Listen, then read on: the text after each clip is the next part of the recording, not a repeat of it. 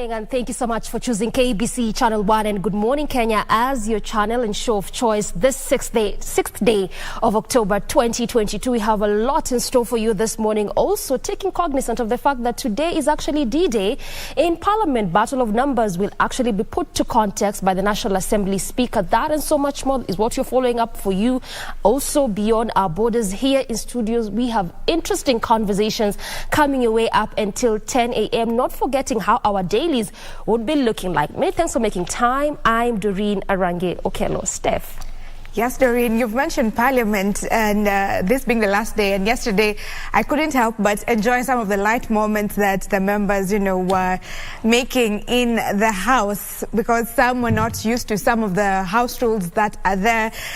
Some were referring to the Speaker, Madam Speaker, that is Gladys Shillay, Honorable Gladys Shillay, as Madam Speaker, sir, because they're used to, the male there, and some others were mixing Swahili and English, and it was, some light moments there before the members get used to some of the House rules. So, and today we are talking about all the light stuff in this place that has been making news, that, that have been making entertainment in Kenya and even around the world. So we have so much packed up for you. My name is Stephanie Ayata. Good morning to you, Marie.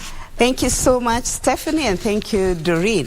Good morning to you wherever you're tuned in here in Nairobi and across the country. Well, I'll be updating you more about what is happening in the news headlines, and we have good news for tea farmers, as Kenyan tea will now be exported and rebranded in the other countries, but all that coming up in the news in just a short while.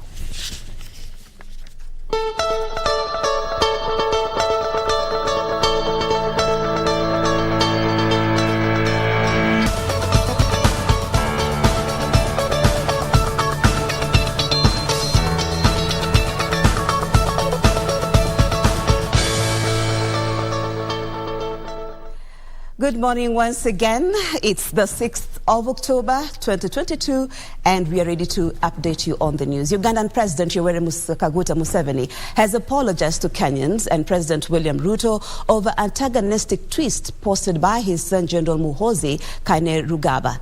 In a statement, President Museveni said he had privately talked to President William Ruto over the matter. Museveni said the former commander of land forces overstepped his mandate by commenting on Kenya's internal affairs. Here are the details. In a statement issued on Wednesday, Museveni indicated that he reached out to President William Ruto and confidentially expressed his regrets about his son's behavior. Museveni stating that it was wrong for his son to comment on the actions of Kenya and the just concluded elections.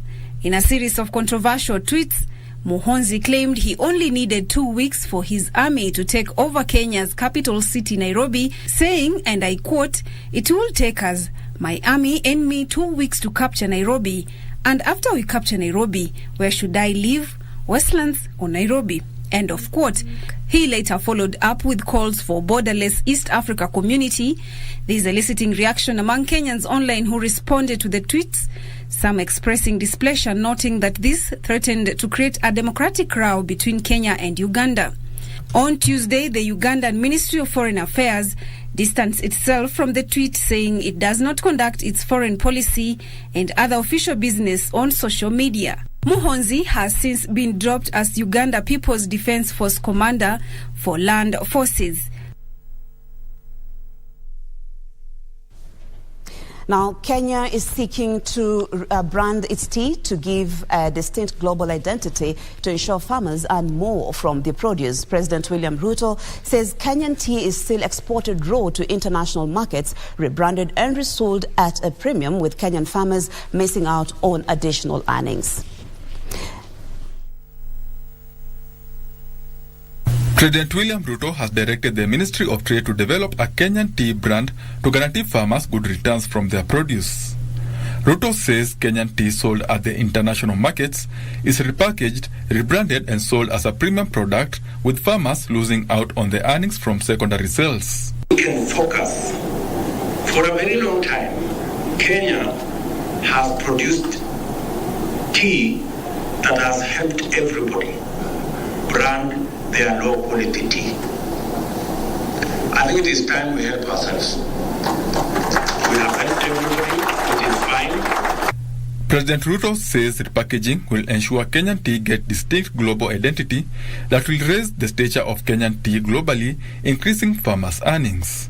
But it is time we ourselves take the advantage of our good quality tea and brand it, and anybody else who wants to use our good quality tea must come and work with us. This as farmers affiliated to Kenya Tea Development Agency, KTDA, will earn 30.5 million shillings from the first tea consignment to Ghana and Benin under the African Continental Free Trade Area. We're going to look at other markets. There is absolutely no reason why people in the African continent go to buy tea from other markets when we have our own very high quality tea that we can provide to them at the same price at which they are buying tea from other parts of our globe. KTDA is seeking an immediate 800 million shillings grant from the government to facilitate 10 orthodox processing factories meet their 6 months order from international buyers. The demand that we have for Kenyan TDA orthodoxy is too high that we cannot be able. Actually, we have booked up to 6 months, up to around March. That's why we have sought the assistance for the government, and they have promised that they are going to give about 8 facilities, which will cost about 800 million as a grant, so that we can be able to process more. I will be expecting a proposal from you on what you want us to do, the kind of resources that you expect from us, and I have already told you that we will make those resources available because we want to take our tea to the next level. Kenya is also in talks with South Africa to reduce import levy on Kenyan tea from 80% to 10%.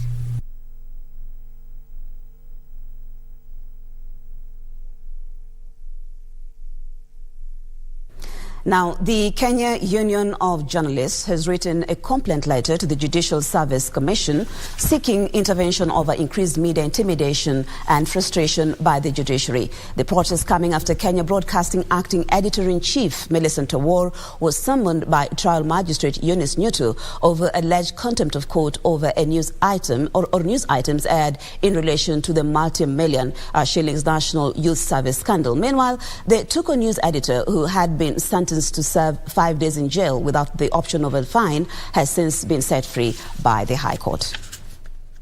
When he started testifying in this court, so that you look for that. Following a pattern of intimidation, frustration and punitive orders to court journalists from the judiciary, the Kenya Union of Journalists has filed a complaint to the Judicial Service Commission citing breach of media freedom. The cordial relationship between the media, the fourth estate and the judiciary is being destroyed.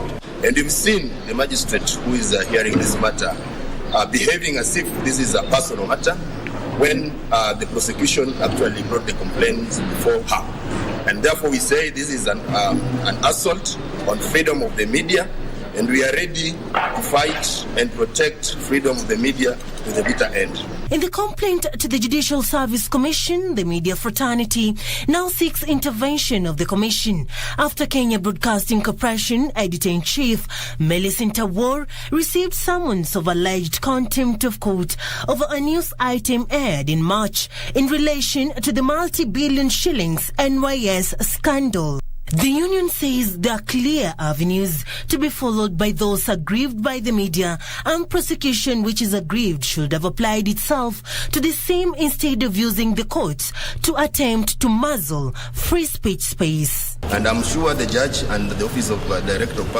Public Prosecution, they know that in the event they feel that maybe the media, there was an overreach on the side of the media, we have the Media Complaints Commission, where they could have filed such complaints and action taken against the journalists who violated the Code of Conduct for Practice of Journalists.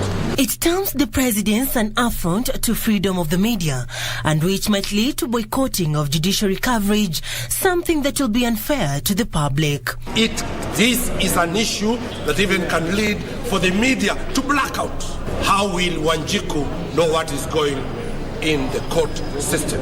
We would expect our judiciary to be very slow in crossing over, to start harassing the press and intimidating them in trying to tell them how to report. The magistrate on Tuesday jailed a Tuko News editor for 5 days without fine for not apologizing even after paying a fine of 50,000 Kenyan shillings. An editor doing his job has slept at prison. The editor was set free by High Court Judge Esther Minor, who cited a miscarriage of justice. Thank you, Serafina, for that report. The tribunal tasked with the investigations into the conduct of suspended High Court Judge Said Chitembwe says it will follow due diligence in its investigations. In a statement, the tribunal says it will deliver its verdict not later than 14 days after the conclusion of its proceedings. Timothy Kipnusu brings us that report. High Court Judge Juma Said Chitembwe was suspended 5 months ago over the allegations of gross misconduct while in office.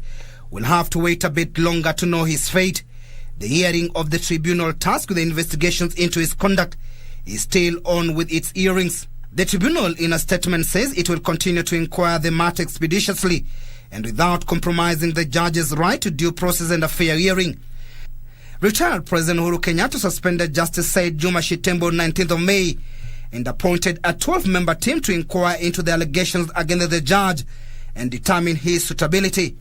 The tribunal comprises of Lady Justice Mumbi as the chairperson, Senior Counsel Fred Ojiambo, Honorable Lady Justice Abida Ali Aroni, Honorable Justice Nzioka Wamakau, James Ochieng Oduol, General Retired Jackson W. Ndungu, Dr. Lindia Zomo, Senior Counsel Kirago Kimani, Edward Omuti Nyang'au, Joseph Gitonga Riungu, Jasper M. Buke and Sarah Yamo.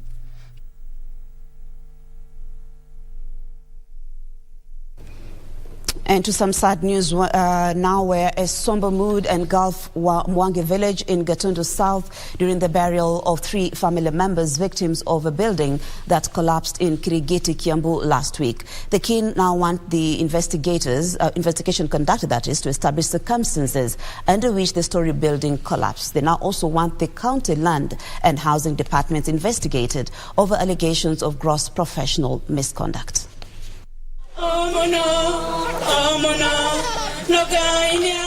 Wamwangi village, Gatundu South. A dark cloud hangs as residents and the family of Mary Wanjiru, 29, and her 2 sons, Taylor Karanu and Karik Mwania, aged 9 and 2 years respectively, gather here to pay their last respect to their kin who were among victims of Kirigiti collapsed building. In her tribute, Wanjiru's mother, Jane Nyambura Karanu, termed the loss a bitter pill to swallow as she had met the daughter a few days before the incident happened. I wasn't prepared for this. I never thought it would happen to you first. But God has his plans. Rest in peace till we meet again, my lovely daughter. You are forever in my heart. Nyambura, a widow who has been grappling with diabetes, regretted that Wanjiru, who was the breadwinner in their family, had not even completed building her a house. The event that was attended by, among others, Kiambu Governor Kimani Wamatangi, Kiambu Woman Representative Anne Moratha, and Gabriel Kagombe, saw the county leadership vow to crack the whip on rogue developers who have been taking corners and failing to adhere to the construction regulations. Kwenye hii kaunti yetu ya Kiambu sasa tutafuata utaratibu wa mijengo ile inavyofaa. Na hatutakubali siku nyingine kukuwa mtu unapata nafasi ya kuekeza ama kujenga hapa ndani ya kaunti ya Kiambu na inakuwa wewe hufuati kanuni. Governor Wamatangi saying there was need to conduct a total overhaul of the planning department to root out corruption that had triggered similar tragedies. Watu wa kaunti tumewaambia, kama wewe ni mfanyikazi, wewe ni engineer, wewe ni architect, hakikisha kwamba unafuata kazi yako na ule mjengo unajengwa uwe ni mjengo imara, na ukichukua pesa ya hongo, hiyo pesa itakupeleka kwenye jela.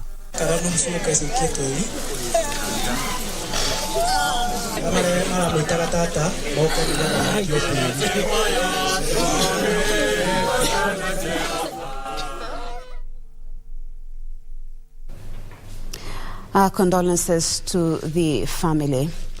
Now, members of parliament allied to the ruling Kenya Kwanza Alliance want policies put in place to actualize their manifesto. While debating the inaugural address by President William Ruto, the legislators singled out Hustlers Fund, which they say will help improve the lives of many jobless Kenyans. However, those in the opposition said the speech lacked a clear implementation strategy of issues raised. Debate on the inaugural President's Joint Parliament address kicked off Wednesday in Parliament with party affiliations openly playing out. Kenya Kwanza Alliance MPs singling out the proposals of Hustler Fund, debt management methodology and affordable housing as key in transformation of the economy. I want to tell all the hustlers in this country, let them relax. We are going to make sure that the Hustlers Fund is in place. The President said we will capitalize on existing technologies both in the public and private sector in distribution of the Hustler Fund. I'm urging the people and especially the youth in Sabatia to tap into this. The President in his address talked about housing as one of his key agendas. In addition to providing thousands and thousands of jobs to our young people, this will also lead to a decent way of living for our people. One thing he noted is that the unity of this country is not something we can bargain about, Mr. Speaker. Even if he was elected by the majority, the minority also must have their say, and he represents including the minority. And I think what he has already started to do, Mr. Speaker, even traveling to areas like Homa Bay. However, lawmakers allied to Azimio la Umoja were critical of the speech, saying it failed to emphasize on unifying the nation and ending runaway theft of public resources. Unity is the key to harmony and development, especially after an election that was bitterly fought, narrow margin, contested. I didn't get much on corruption except in paragraph 19 when it came in the support for the judiciary. This speech seemed afraid to tackle that. I would have actually wished President that day to commit that he is going to complete all the projects initiated by the previous regime. And I'm actually urging him to do so that we can have completion of all the projects which stalled. Proposals to amend standing orders to allow for Cabinet Secretary to appear before the floor of the House, receiving accolades. This is one of the best things that can happen, and it gives us good working relationship. Accountability is one thing that has been missing in our country. Both houses will continue debating the address on Thursday. Now, the Institute of Certified Public Accountants of Kenya, ISPAC, says incorporating 9 financial data in financial statements provide a more holistic view of organization and factors that can impact business operations than financial data can deliver on its own. ISPAC CEO, that is Edwin Makori, says users of financial reports are better placed to make economic decisions if they are provided with more comprehensive information. With sustainability issues gaining increased attention from investors, regulators, activists, and the media, organizations cannot afford to ignore the topic. As the demand for non-financial information disclosure increases, data collection and metrics development can become a burden for these companies. Nonetheless, non-financial information is essential for building trust in society by responding to the expectations and needs of society and for communicating with external stakeholders, including investors, regarding medium and long-term value creation. As a result, stakeholders have called for the adoption of international financial reporting standards in order to enhance efficient communication of financial information. It has encouraged most of the institutions to be able to apply international standards. And these are not only international standards in reporting about numbers, but standards that also are coming in to be able to report non-financial information. Furthermore, they added that the adoption of integrated reporting is set to help investors derive optimum value on topical issues in financial reporting globally. They also noted that it was important to ensure that users easily understood the information on the reports. This, they said, will enable transparency with regards to government decisions on current matters. Investors, issuers, employees, and other owners of capital are keen on financial reporting that provides a wholesome view on the company's performance above and beyond financial results. They said this will map out the country as an international financial center set to attract investors. Now, Kenyans abroad are opting to send money to their loved ones back at home digitally on account of high charges and cases of money loss through mistaken details. Due to increasing demand, cross-border remittance firms are opting to name confirmation model before clients send money. ZEP's Group CEO Mark Lenhard, who is on a 5-day official tour of Kenya, says the country remains an entryway for financial remittance payment companies into the sub-Saharan Africa region due to digital advancements. Over 3 million Kenyans remitting money into the country. So what are some of the costs they incur and what are some of the challenges that they face? Diaspora remittance accounts for about 3% of the gross domestic product, with the money sent back home by Kenyans living or working abroad standing at $3.7 billion last year. Cross-border remittance firms say Kenya experienced a boom during the COVID lockdown period, when Kenyans abroad sent more money to make up for the financial downturn their loved ones in the country were facing. As things go digital, things are going to move quickly. So Kenyans have been great. They've been helping to really drive customer demand for remittances, but just payments more generally that happen very, very quickly. So I think you're going to see more and more of that. 10, 20 years ago, you could have said, well, payout into sub-Saharan Africa is difficult. Getting the hard currency to each village, to the agents to pay money out, might have been costly.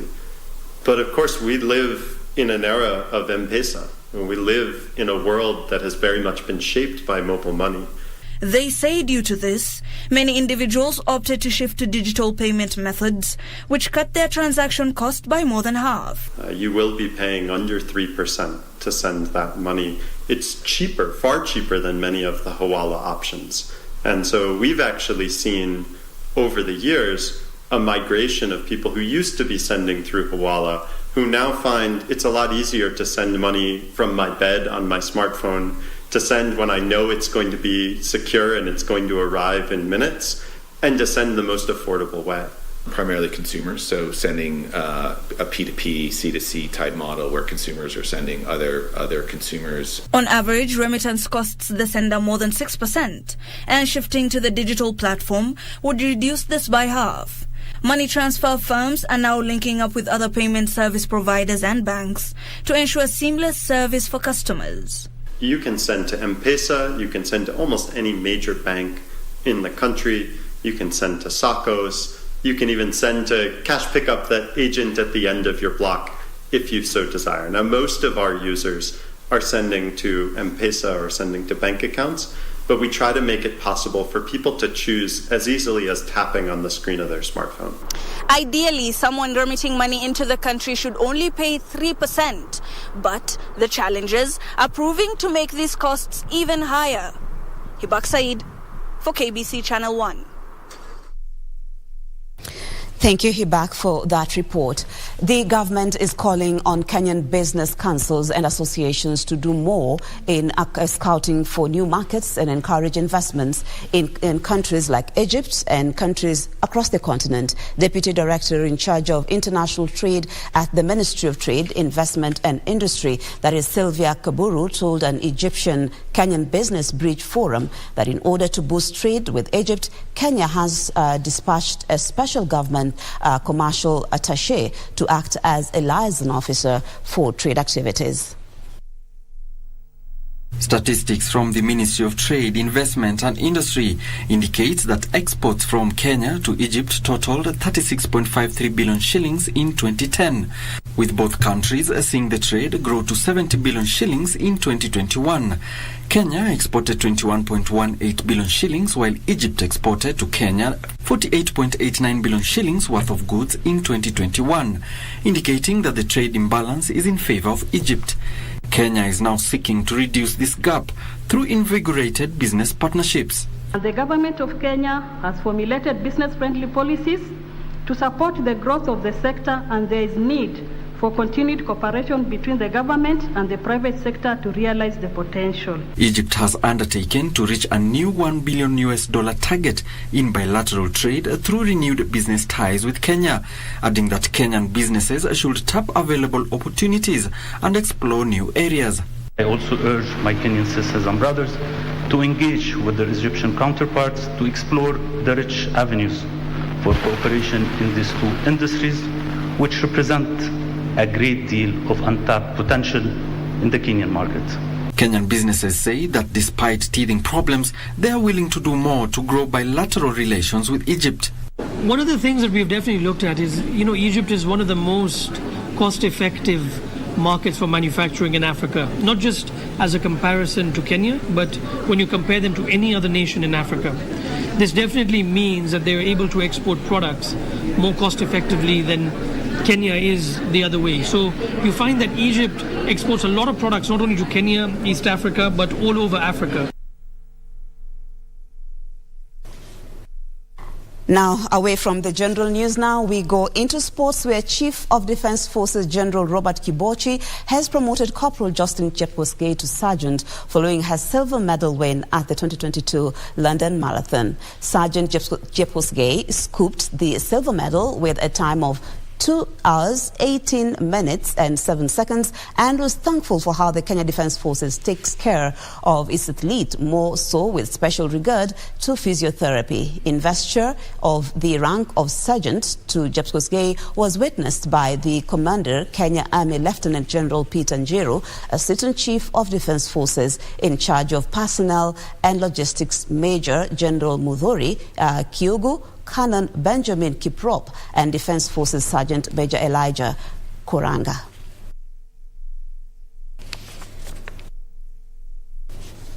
Now, Commonwealth Super Lightweight Champion Sarah Achieng says she is in tip-top shape ahead of her 10-round WIBF title bout against former World Boxing Council champ, that is Melissa Hernandez of Puerto Rico, slated for October 21st at the Carnival Grounds. It will be the first time the two pugilists will be facing each other in a title bout.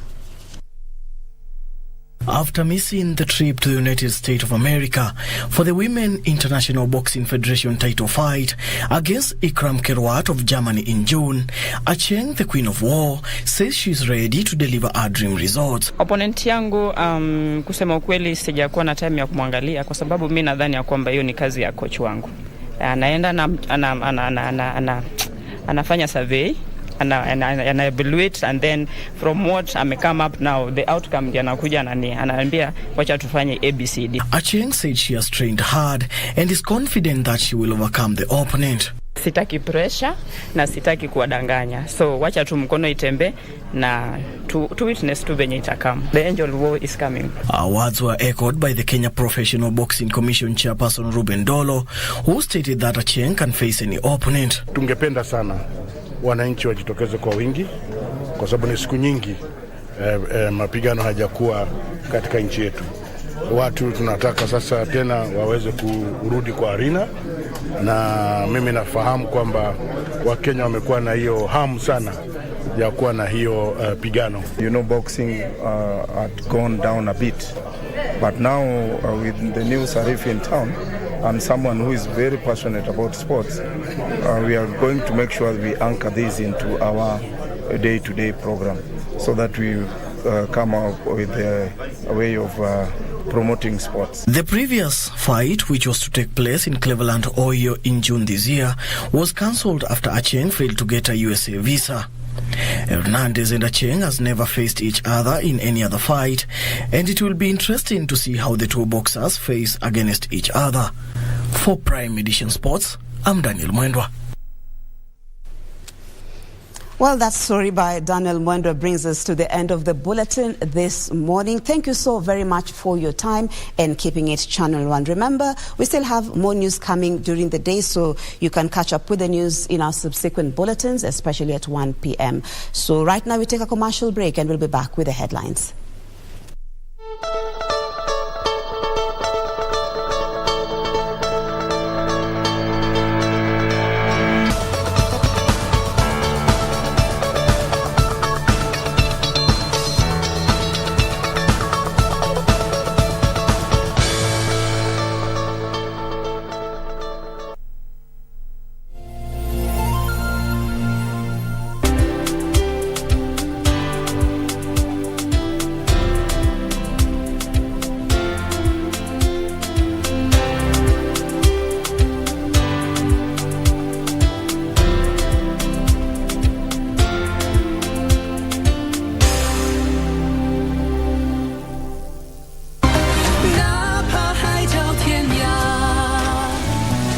That upset you? Of course not. I'll carry you back. Huh? In my opinion, you've got his lordship right where we want him now.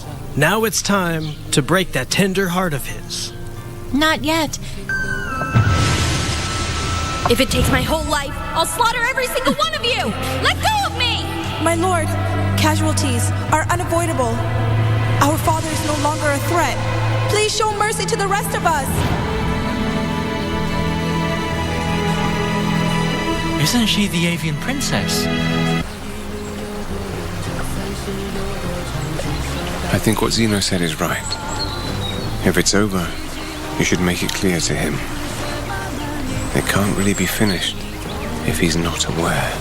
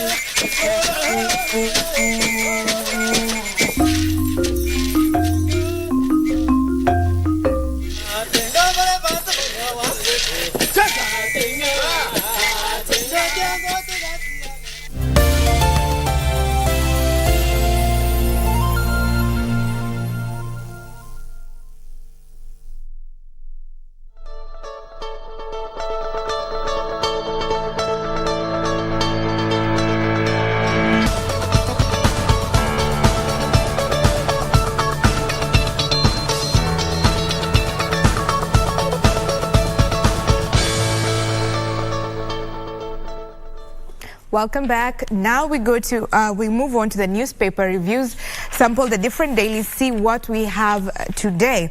On the People Daily, the front page reads Uganda story as Ruto visits. The full story is on page 4, where the Ugandan President Yoweri Museveni yesterday moved to quell a possible diplomatic tiff with Kenya when he offered an apology over incendiary tweets posted by his son, now military general, as reports emerged that President William Ruto is set to visit the neighboring country this weekend. The President Museveni acknowledged that the Lieutenant General Muhoozi remarks were inappropriate as they interfered with the internal affairs of Kenya. On foreign duty, the president is from Addis Ababa. The president is expected to head to Tanzania on Saturday for National Day celebration before traveling to Uganda, where he will spend the night before the next day's independence celebration in Kampala. And the Kenyan leader is among the dignitaries scheduled to grace the celebrations as Uganda marks 60 years since gaining independence from Britain. So the air is clear, at least with the apology from the president on behalf of the country. We can say we are on good terms. Moving Moving on to another story still on the front page, TSC, State House six ways to hire extra teachers. And we can see a photo there of one teacher being given a trophy yesterday during the World Teachers' Day at the Kenya School of Government in Nairobi. So it is said, this is on page 2, the employer tells tutors to expect good things with plans to employ 58,000 more annually as the world celebrates educators with over 200 of the best in Kenya receiving awards. That was yesterday during the celebration. And still on matters of education, a new chapter, cost of books to fall by 80%, says top seller. And this top seller is Big Bad Wolf, saying yesterday that the cost of acquiring books will reduce by 80%. They said that a book that was retailing at 4,000 shillings can be in your hands, son, at 1,200 shillings. So this is a big drop. The reduction in prices comes days before the commencement of a books fair on Saturday at Sarit Center, Nairobi. The other story, probably the last one on this front page, is that digital lenders on the spot, where 40 mobile loan firms risk being fined for exposing customer data.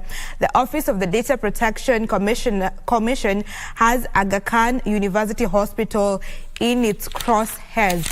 We get the full story on page 6, whereby the Office of the Data Protection Commissioner yesterday revealed that it was conducting preliminary documentary assessment and audit on the firms after complaints were lodged against the hospital. This is Aga Khan University, and the digital lenders for sharing personal data of their clients and loan defaulters with third parties. The office has since issued an enforcement notice against the hospital following a breach of the Kenya data protection laws. So these are some of the stories making news on People's Daily. Doreen.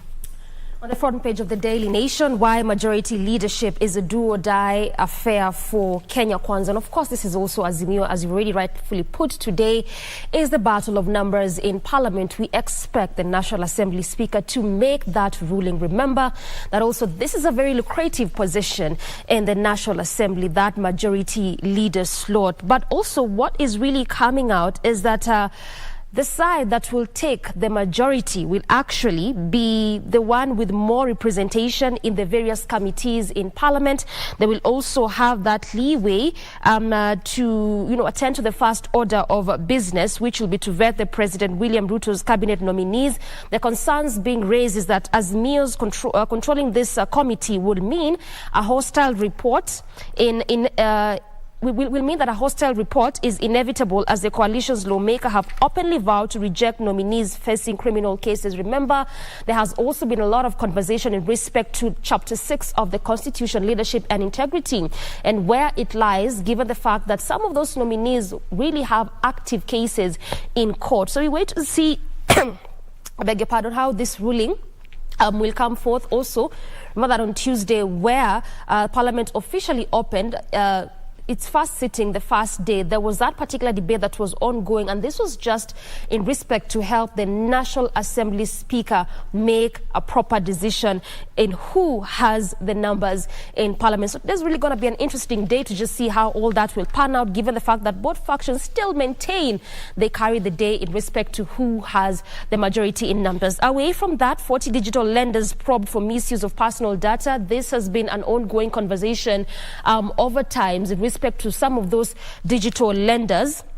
And now the Data Commissioner is auditioning 40 digital lenders, key among them including Branch and Tala, over misuse of customers' personal data following the complaints from the public. And so the Office of the Data Protection Commission yesterday said it had received 299 complaints from the public against these 40 digital lenders, and as I've said, two key among them being Branch and Tala. So wait also those investigations, given the fact that there has been a lot of complaints, particularly from the public. And Ngirishi withdrawal of election case hands Waiguru a lifeline. This actually happened yesterday, where the former women representative of Kirinyaga County had filed a petition against Governor Anne Waiguru over how elections were conducted in that particular county. But recently she has withdrawn that particular petition, and Ngirishi told a pre-trial conference at the High Court in Kerugoya that she did not wish to pursue the matter. We have also seen that happen with the case that was filed against the nominee for agriculture, that is the CS agriculture nominee, that is Mythical Inturi, against those cases of sexual assault as well as rape. Also, that case, that particular case that was filed by the specific woman, again, also that particular petition removed, I should say. So clearly we are seeing quite a lot happening in the political space in respect to some of these cases being filed, because again there has been a lot of concerns in respect to these leaders that have been elected as well as those nominated for various positions, having active cases, and also, some of those things that really have been going around in respect to those leaders. And lastly, we look at the drought situation in the country. This particular committee was handed to the Deputy President to just see how they're going to come up with mitigating factors to salvage the issue of drought that's really is resulting to death cases in most parts of the country, particularly in the north and eastern parts of the country. But what is really coming up is that now more than 92,000 people affected by this drought situation in the country will have to wait longer due to cash crunch. We have seen since the beginning of this year the state employ various measures to just alleviate the issue of drought, key among them being cash transfers, relief foods. In fact, just the other week we saw the president flagging off relief foods that are supposed to go to these parts of the country really affected. But now, as it turns out, as mentioned by Governor Dado Godana, is that some of those Kenyans will really just have to wait a little longer. But the question still underlies and remains, can we really just come up with perhaps long-term solution to solve the issue that is drought, so that it does not continue to be a cycle over time? Marie. Thank you, Doreen. We look at the Standard newspaper here, where there's a lot of politics definitely being highlighted here. There is a story on marginalization, illegal posts, and GM crops dominating Senate debate. Yesterday, the matter of regional balance was actually put into focus yesterday at the Senate, with some of the members of the Senate saying that the cabinet did not really represent, it was a representation of the Kenyan community, arguing that actually Nyamira Senator, that is Okongo Mugeni, arguing that certain communities had a larger share, and that actually leaves out many of the communities in Kenya. So it is not a representation of the Kenyan community. But at the same time, those allied to the Kenya Kwanza refuted that, saying that President William Ruto's cabinet is a representation of the Kenyan community as a whole. Also, issues coming up during the Senate debate yesterday was the issue of the genetically modified organisms, and it's been a debate for a very long time, and the government recently lifted the 10-year ban on genetically modified crops, that is, with Ruto's allies pushing for the speedy adoption of GMOs. Probably this is also to address the issue of food security in the country, especially now that most counties, especially in the northeastern part of the country, are grappling with starvation and hunger. There's also talk on members of parliament poking holes on the speech by President William Ruto. We had that in our news earlier on, where they were saying that it lacked clear ways of tackling certain issues with Kenyans. That one you can actually read in the Standard. The other issue that has been highlighted here is the fitting of 264 teachers who schools excelled in last year's exam, and the Teacher Service Commission has released a list of teachers who posted remarkable results last year. I'll just mention one or two: Mulwa Mwendo of Inyikoni Primary School, Mogambi Jocelyn, Karami of PCA Kathingeri School, and Sawe Kipkosgei Sami of Bishop Mugwe Memorial Primary School were among the teachers who were featured during yesterday's award, which coincided with the global celebrations marking the World Teachers' Day. You can get the Standard newspaper for more of these and other stories later on. So over to you, Doreen.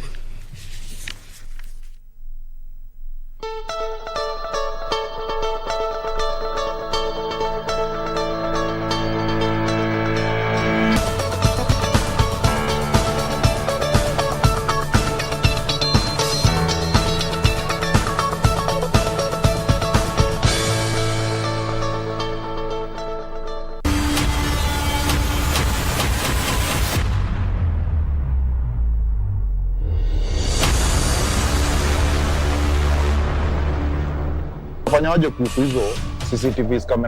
Kila Mtu Chini is a crime drama that follows two bank robbers who attack a bank.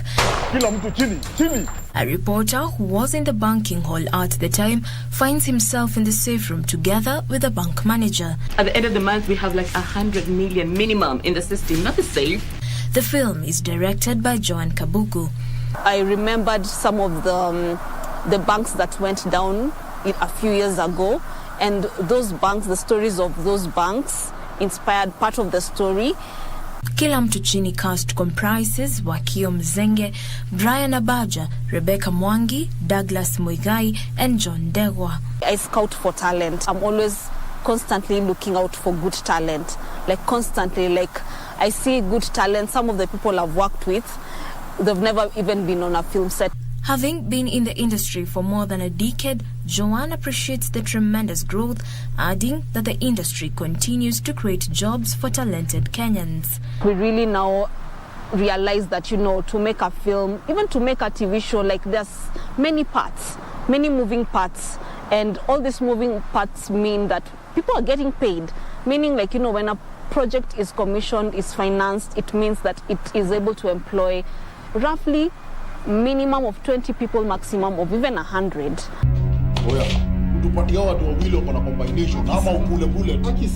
The industry has really grown. Just looking at the productions that have been made in the last 5 years, because there's a time all we could hear was Nairobi Half-Life, but right now we have many films. I feel the audience are finally interacting with Kenyan content more, and also it's because of its availability. Produced by Sila Productions, the high-paced film is available on Showmax. When you watch the story, it leaves you with a few questions, but also it will leave you, I'm hoping it will leave you with a few aha moments. Madam, keep your hands to yourself. I need that money not tomorrow, not yesterday, but today.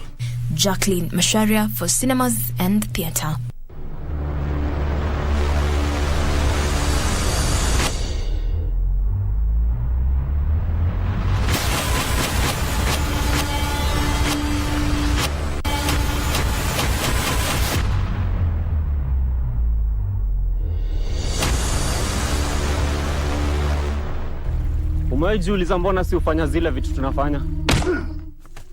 The film Mission to Rescue is set within the military camp along the Kenya-Somalia border. The Kenya Special Operations Forces, who are training for their next mission, received word that the Assistant County Commissioner and 2 other people have been abducted by the Al-Shabaab militia. Abdi Malik, one of the captives, lost his son Salim to the Al-Shabaab, and in an effort to save him, he vows to protect the Al-Shabaab returnees from persecution by the militia and members of the community. Is to rescue the hostages. These are our targets. Mission to Rescue stems from the story of a French woman who was kidnapped by the Al-Shabaab. Film Mission to Rescue, it's talking about radicalization, terrorism, and the rescue mission.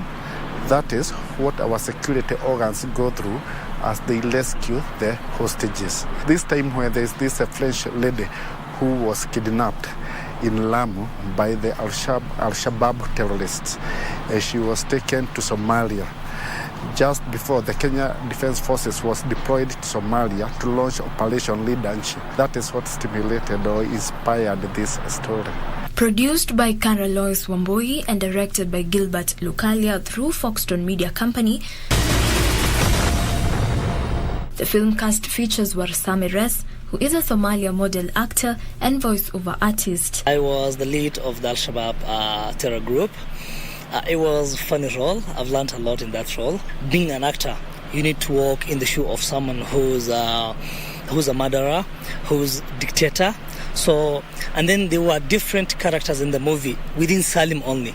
I always have to change from one gear to another, but it was really interesting and I loved it. For this cast, they had really to undergo through a lot of training. This training actually involved even making them train like military, whereby they would wake up early as 4, start exercising, go to gym, so that they start having that, thinking. They start thinking like that soldier who can be trusted to go to a rescue mission. The sheep,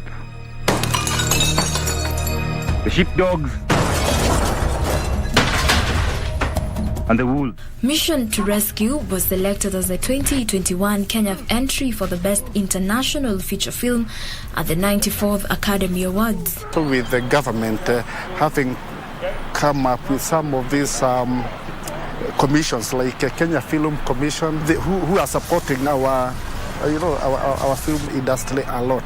I think the future is bright. It's a game changer for the Kenyan talents who are here, and it's a way to show that Kenyans can do a lot. These are our targets, Ibril and Mohammed. Under the leadership of Captain Baraza, the soldiers attempt to capture the abductees and eliminate the enemy. Will the mission to rescue succeed?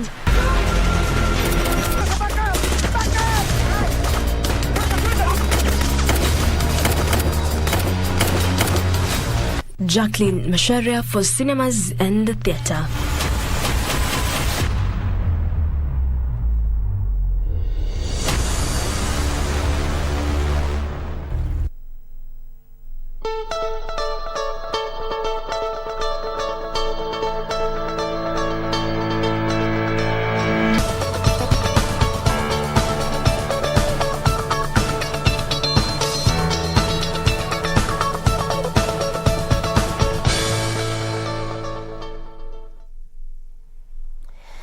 Welcome back and thank you for your valued company. We are still on Good Morning Kenya. Time for our first conversation. This Thursday morning, we look at matters lifestyle, our focus centered on the art of writing and the impact of reading. As we clearly say all the time that readers are leaders, leaders are readers, whichever you choose to come first, that depends on you. But my guest is here. That is Jane Mumbi, who is a radio producer. In fact, has been a radio producer for the longest time here at KBC Channel 1. And in addition to that, she is also an author. Karibu sana to the program, Jane. Thank you very much, Doreen. I have been a producer on radio. I am a radio producer. Still a radio producer? Yes. Okay. I am, even now, a radio producer. Once you become, it's like teaching. Once a teacher, always a teacher. Yeah. It doesn't matter whatever you do. Yes. Somewhere on the side. Yes, you're always a teacher. Okay. And a radio producer, or a producer for that matter, is a teacher throughout.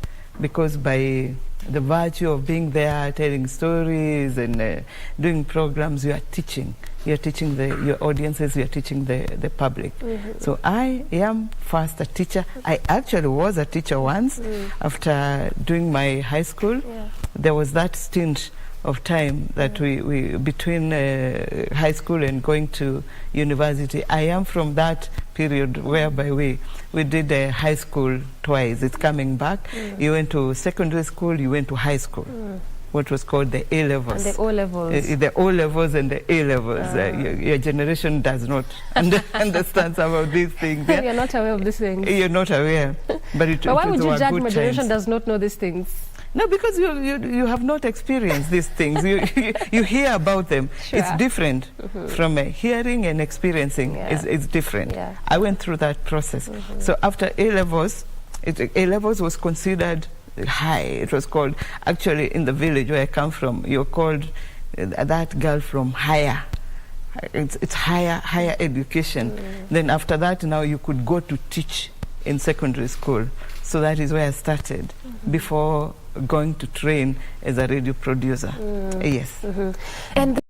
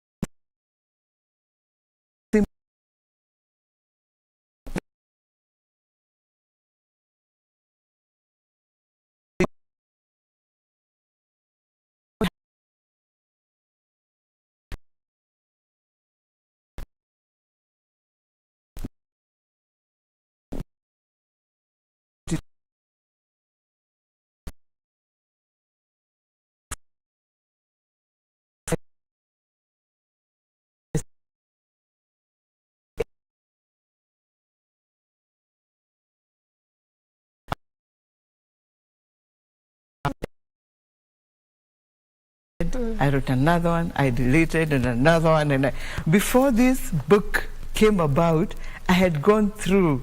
But again, it was keeping me busy, it was keeping me sane. Yeah. Because being in the house and you had not planned, it's not like when you go on leave. When you go on leave, you plan what it is that I want to do with my 30 days, with my 2 months leave, or maternity leave, or whatever. But this was so unplanned. So when I started doing this, and it started coming in place. One chapter, then another one, then a third one, and it was in my language, vernacular. By the way, I've been a broadcaster in vernacular. I started with what was called the KBC Central Station. You, again, I don't want to accuse you, but you may not understand this. Yeah. KBC vernacular, where we were broadcasting 2 hours. So it started coming to me, even when I went to Shoro FM. Those moments started coming, they started relieving themselves in this book. So I started telling stories. And before long, I had a book. It had come up. By the way, this is not the only book that I did during that time. I did a second book and a third book. They are like about 4 books. This is the book that has come out. It's the book that has been published for now. Through some challenge from friends who were asking me, so why were you writing? Were you writing for the computer to read? Or so through that challenge, I published this book, and it is ready now. Yes. So then you say that you have other books not yet published, so then I believe they're still in manuscript Yes, form. they are. But they're complete. Are they all in this language, Yes. Kikuyu? Yes. But earlier, before we came on set, you were telling me how you've also written in English, sort of like you tried, that's where you began from. Yes. So then why move from English to Kikuyu? It's like creating a kind of a niche. And again, for 3 reasons. I, first of all, discovered that I am enjoying myself. I'm enjoying the stories that I'm telling. So if I could enjoy the stories, I thought that some other people can also enjoy the stories.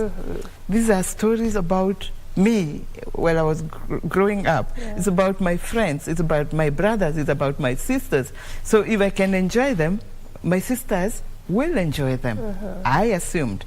And the assumption is correct, because the people who have seen this book, they have said that the stories are enjoyable. Then I also thought that we are living at a time when people are not reading much, especially reading their vernaculars. People have been taken over by technology. People are reading, even news. People are fast receiving news from their gadgets.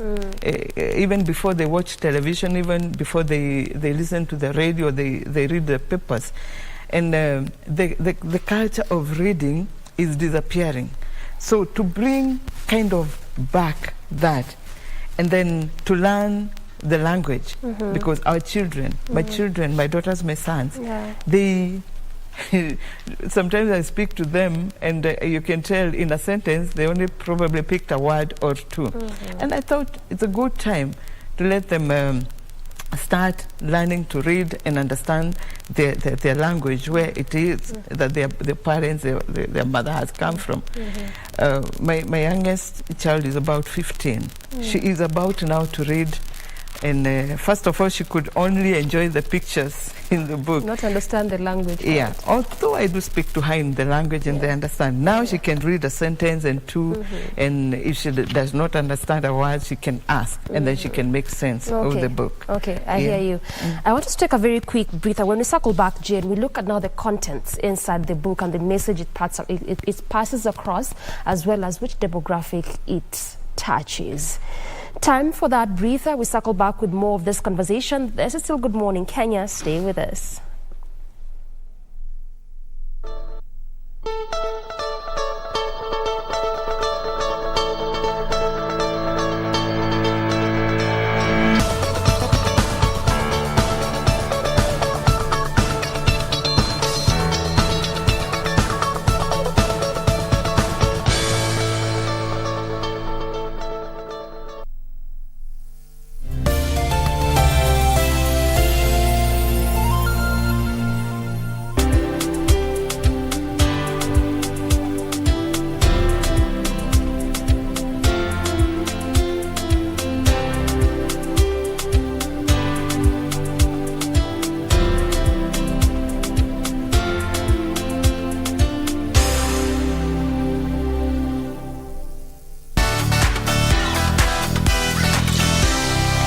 Nameless, a great artist, one of the best, and I'm biased towards. But even he can't sing.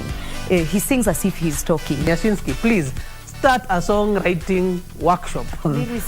Funza hawa watu wa Gengeton kuandika lyrics za muziki. We went there, Mwali. It is very. We need an intervention. I'm in a place where I went to look for a job into a certain brand, and they told me, sorry, we cannot work with you because you're a single mother. Can you declare what you do on TikTok privately? I follow Aziad. That one is... that one I follow... Wewe kama mbaba.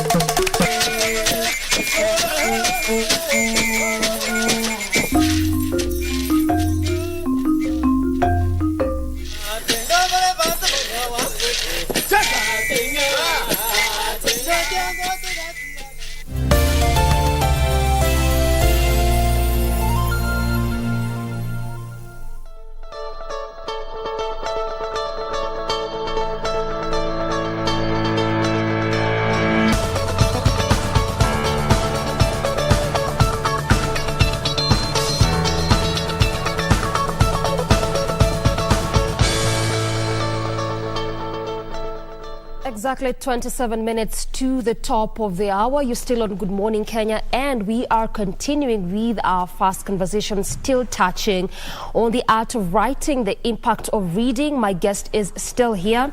That is Jane Mumbi, who is a radio producer as well as an author, and she's obviously helping us understand about all of this. Jane, before we went to break, we're talking about, this book, Big in Kikuyu, and it is Njenga wa Nyina wa Kara. Did I say that correctly? Ah, you're correct. Yes, you said it like you... Like I'm from the area. Yes. Quite well. And so, you were just talking to us about how you had sort of like began doing it in English, but then you moved to Kikuyu, and this is all because of carving a niche, which is very important. We keep saying that in this time, find your space and just make sure you become the best at that particular space that you find. But then one would ask, having to write it in Kikuyu, what about those who would be interested in this book and they do not understand the language?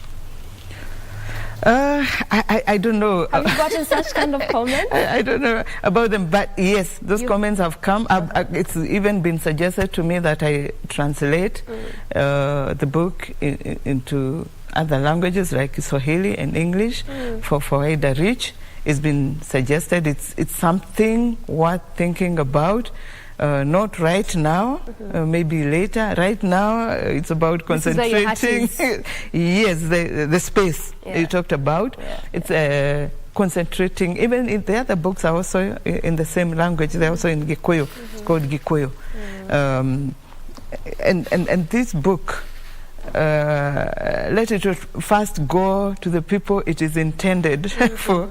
Let it saturate that market, that niche, before we start thinking about translation. Translation will come, definitely. Not today, not tomorrow, sometime to come. Yeah. But at the end of the day, translation will come. Will come. It will. Yeah. All right. So you're saying that let the book first go to the people that it's intended. Yes. So who are these people the book is intended? What's the demographic? First of all, okay, the book is supposed to be read by children, not so young. It's a children's book. Yeah, kind of, from about 10 years to about 15 years of age. But I've discovered this book is also about me, me and my generation, me and the people that underwent the life that is described in this book. Doreen, just to mention, is that some of these stories are also on YouTube, my YouTube, Jane Mumbi, Washoro FM. And some of the people who are responding are people who can relate to these stories. It's a story about swimming in the rivers. Yeah, those people who are brought up in the village. It's about kuchokozana in the village. It's about bullying. It's about, those stories. It's about building talent. It's about going to school together. It's about, the first story is actually about boys stealing mangoes. Boys from my community would steal mangoes in the morning while they're going to school. Not because some of them do not have mangoes in their village or in their home, but because it was exciting to steal mangoes together as they walk to school. It is what boys do. So a lot of boys of that time, who are 40 and above sometimes, are reacting to those stories in the YouTube. They are reacting to this book. This book has started to circulate, and they're the first people to say, let me get that book because there's something about me. So apart from now that main audience who are children, there is this other audience now of the small children, the big children, who are 40, 30, 50, and whatever, because of the experiences that are told in a hilarious way. Does this age in group this book. have time to read? Which one? The one that you're talking about, the 40, the 50. They do. They are the people who are bringing back the culture of reading because they have discovered that their children are not reading. Their children are on gadgets. Their children are on social media. They are on, all those other things. So they want to set the pace. They want to take the children back to when we used to go to the library to just read. And sometimes it was just about reading storybooks. And it's reminding them, it's a wake-up call to go back to reading. Yeah. So you're saying that this book is largely more of your story compared to touching a certain age group or certain issues that you saw. So basically you want people to learn from or to look at life from your own story. Is that it? It's not exactly my story. Okay. Yeah.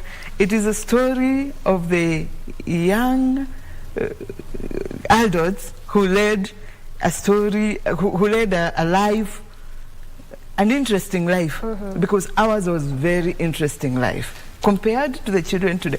When I compare what makes the you think your generation, the stories were interesting compared to ours, or those that are coming? We had time. We had time to enjoy the stories. We had time. I compare myself and my children. When my daughter come from school, instead of running down the river to look for the ripe mango in the farm and whatever, it is like a cup of tea and on the table for homework. And then she is there on the table until around 10, 11, and she cannot go to sleep until she's done with the homework. My homework was 1 page. I would complete it in school. So I had time to do all the other things. I had time to play with my friends. I had time to enjoy the kind of life that is described in this book. And that is why it's my opinion that I had a more interesting life probably than my daughters. Yeah. Just to digress a bit, I mean, when you say that, yes, you had a more interesting life, your generation was more interesting, and just going from what you're saying in respect to that example, well, it looks like it was true. You had a 1 homework page. That's not what you'd find at this time. Is it because life has become so competitive? That's why things are thick as is? Yes, I think life has become competitive, but I also think that we are exaggerating life. Yeah, I think we're exaggerating because one priest one time told me, he was preaching, and he said life is just about two pieces of fish or 2 fishes, I don't know how to put that, and 5 loaves of bread. As was in the Bible? As was with that boy who came with 2 fish and 5 loaves of bread. They ate, the priest said, and there was surplus. So I think it is still that way. It's about 2 fish, 5 loaves of bread. But we are exaggerating even when we have that. We just want so much. Why would you say you're exaggerating? I mean, look at this. You are the generation that want to wake up today and be rich today. You don't want to work so hard.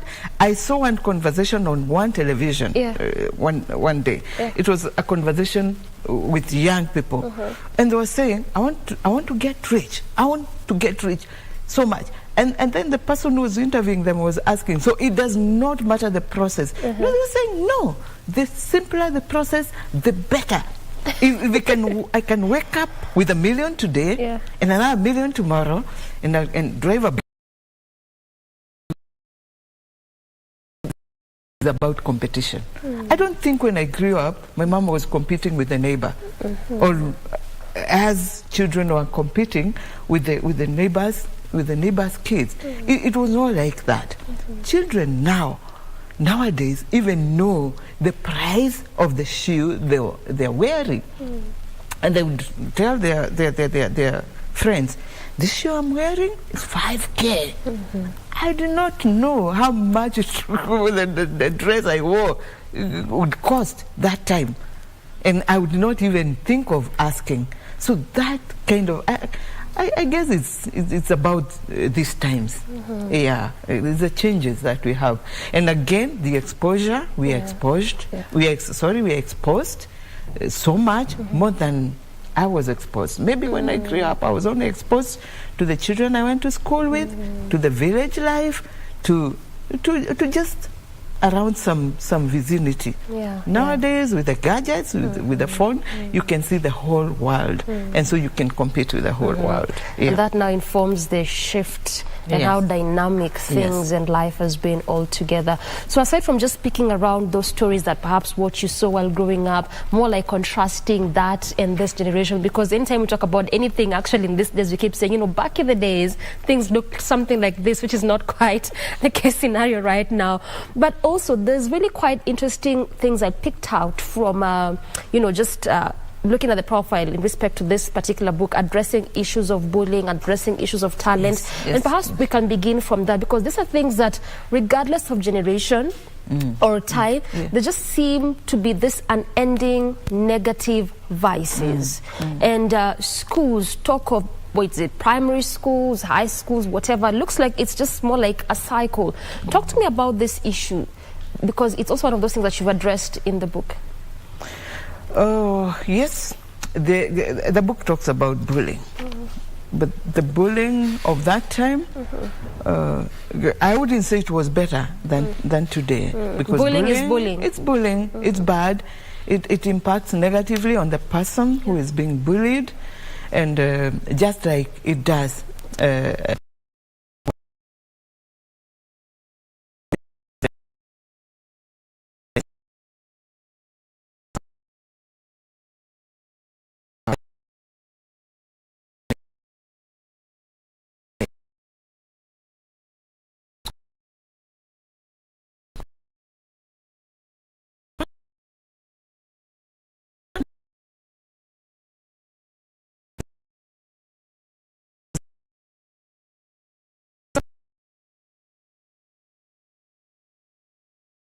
to everybody.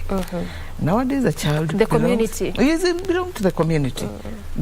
My mother, before my mother knew that I had committed something in school, I am punished in school.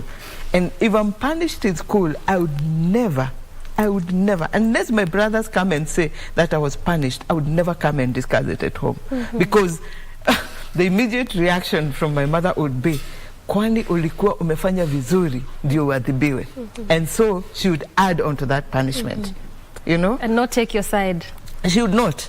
She would. If my mother took my side, it would have gone beyond. But even before, she will first deal with me before she finds out later, without probably involving me, what happened. Yeah, but nowadays, my child belongs to me. Even me, my child belongs to me. The teacher would not deal with my child before informing me.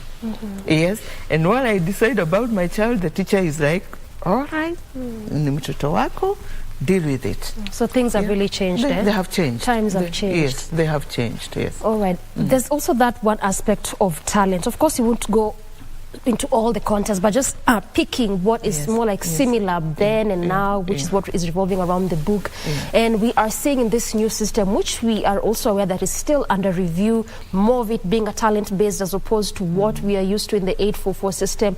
But again, also there's been quite a lot of concerns in respect to how do you really grow talent in kids? Because again, even in this new system, there's some parents or even some stakeholders who are complaining, is it even this growing talent?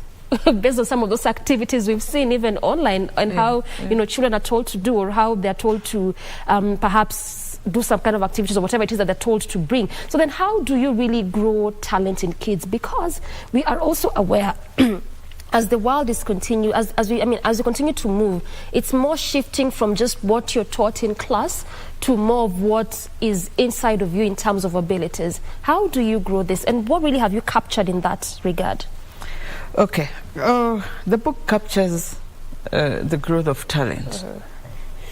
The story, one of the stories tells of this boy who is dull, who does not interact with others, who is not good in anything, is not good in studies, is not good in games. So the teachers just let him be. You know, there is that kind of a child that because he's not there, so he's not visible, so everybody else dismisses that boy. Then one day after sports, the head teacher invites a musical band to the school, and once the band strikes a chord, the boy is seen on the stage dancing his all. He is there until the head teacher is like, hey, kumbe this boy, there's something he knows. And from that time, they start concentrating on this boy. There is that thing about every child. Every child is not a child. And we must agree on that. I was in some... Everyone is different and peculiar. It's different, quite different. I was in some meeting a few days ago in a school, and the parents were asking, we bought the PE kits for the children, but my daughter's kit is still new. She packs the kit, she comes back with it, it is not used. The PE shoes are still new. So what are you going to do? What are you doing? Because we want these kids to experiment, to go into the field to exercise, because some parents really know and some teachers really know that it is important to grow and to discover some talent in these children.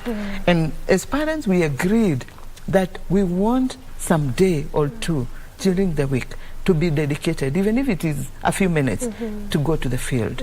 Let the kids play. Let the kids be kids. That is what really grows the child. Not just sitting every day with books, reading. I think we also grew and became somebody, even when every time was not class time. It's good. We appreciate what the teachers are doing, but we also want them to do a lot in terms of growing the talent, discovering the talent of our children, of the children. It is important. We have seen some people putting food on the table just because of talent. Some artists, some musicians, some footballers, some runners, some name it. It is important because if it puts food on the table, it is good enough. Yes. And it's also good to just be holistic. Yes, be all round. Look at what you can explore in terms of talent and gifts. Look at what you can put in terms of intellectual property. So just be an all round kind of person. You never know what actually will make it for you at the end of the day. That's true. You're launching the book on Sunday. Yes, sure. What time, where, how is it looking like? This book, Jenga Wanyina Wakara, is being launched on Sunday from 2 p.m. at Blue Springs Hotel. Blue Springs Hotel is on Thika Road. It's just on the road from 2 p.m. going on. The Shoro team is also doing a Mugithi night in a celebration of the book in Thika at a place called Delview Annex from around 6 p.m. Mpakache. All the way. Yeah, that is the Shorol team and a lot of artists whom have grown. I have grown in the process of doing my work on Shoro FM, on KBC, as a producer and as a presenter. For the years I've been a presenter. So they are all coming to support, in support of this book. You're also invited in support of the launch of the book on Sunday, this coming Sunday. Yes. And we'll make it a point. For the years you've been a presenter and producer, now you're on this other side. I'm a northern now. I'm a northern. They told me, the others who've been there on time, they told me there's something called book signing. So you get a good pen. For the many that will come for on the that many Sunday. people who will come and buy the book, prepare to sign as many books. And I sure will. I will. Yes. If you buy a book for your friend because it's not for yourself, I will sign it for you. Well said. What keeps you what motivates you in respect to writing? Because writing is not one of those easy things. Perhaps also when you look at your own experience, you've also gotten concerns, as you said earlier, for those that would want the book to be in different languages. But then what keeps you, what makes you say, I'll continue doing this, I'll continue writing? First of all is the support. I've received quite enormous support from friends, from people even on social media where they can see this book, from YouTube. I said my YouTube channel is Jane Mumbi Washoro FM. The subscribers, the people who are going through the stories and the comments. Above that, it's these three objectives, that people can enjoy reading a good book. That is very inspiring. That people who want to learn the language can use the book as a platform to learn the language, because it's written in pure language, even in the vowels of the language, in everything that is Kikuyu. So that ability, that opportunity to learn the language, and then read and enjoy the stories they are in. If people can read and have a laugh. If one person can get their stresses addressed through reading this book, through listening to the stories on the YouTube, my job is done. Your job is done. Yes. You feel fulfilled. I feel and very, you feel very impact has fulfilled. been made. Eh? Yes. Yeah. Yes.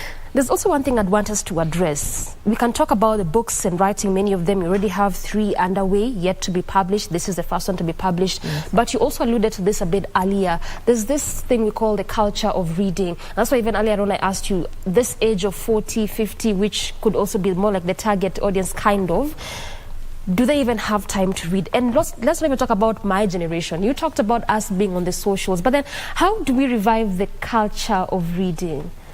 What recommendations would you put forth? Because it's just so much to write, so many books, and then no one's reading. I had one, Doreen, yeah. But we just have got to keep time. We just have to create time. How so in this very busy society, especially now? People are chasing to make money, and also knowing with the high cost of living, is it a book you'll take to read? Is it money you'll go to look for?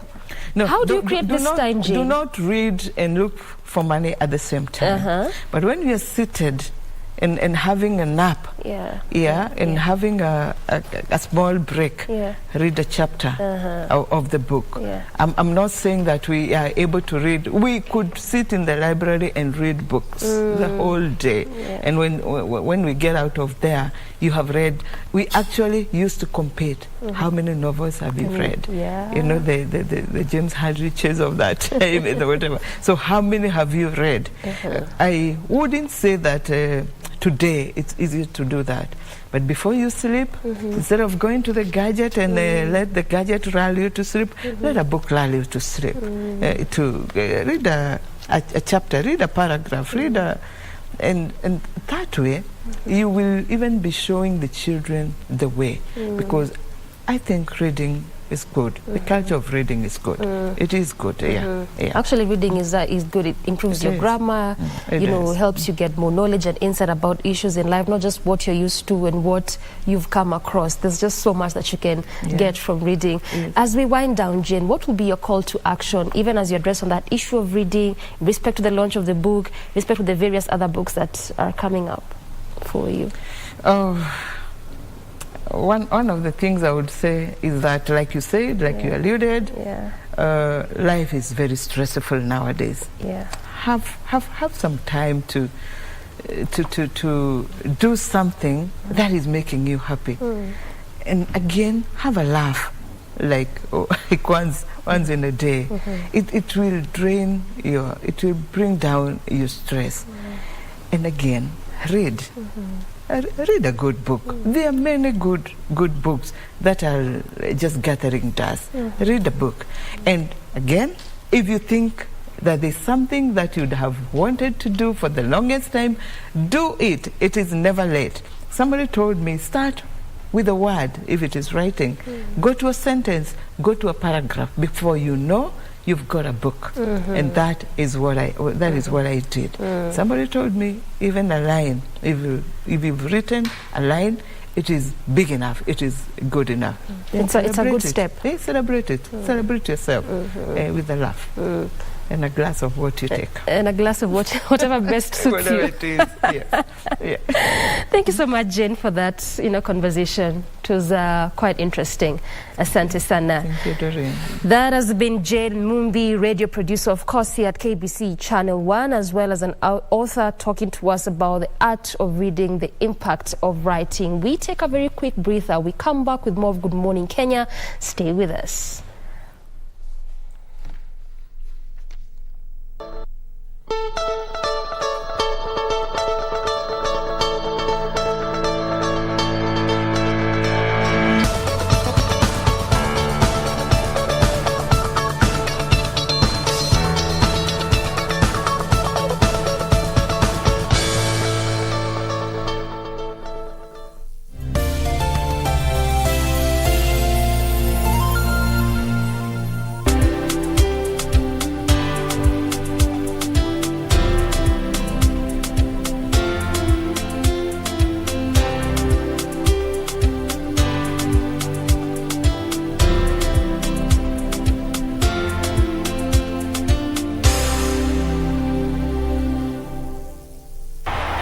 legends. And familiar chants will grace KBC once again. Don't miss at KBC Channel 1. We put people at the heart of events with our captivating weekly news features. Every day, we are breaking new grounds with informative, entertaining, and inspiring human interest stories. On Mondays, 9 p.m., we have The Cabinets. Tuesday, 9 p.m., we get inside the barracks for military tales. We delve in the world of cinemas and theater each Wednesday night. For the young and industrious, make a date with us every Thursday at 9 p.m. Fridays are dedicated for my culture. On Saturdays, we go back in time for history in perspective. And on Sundays, we get to know the process of how things are done and made. KBC Channel 1 News features a whole lot of wonderful viewing experience.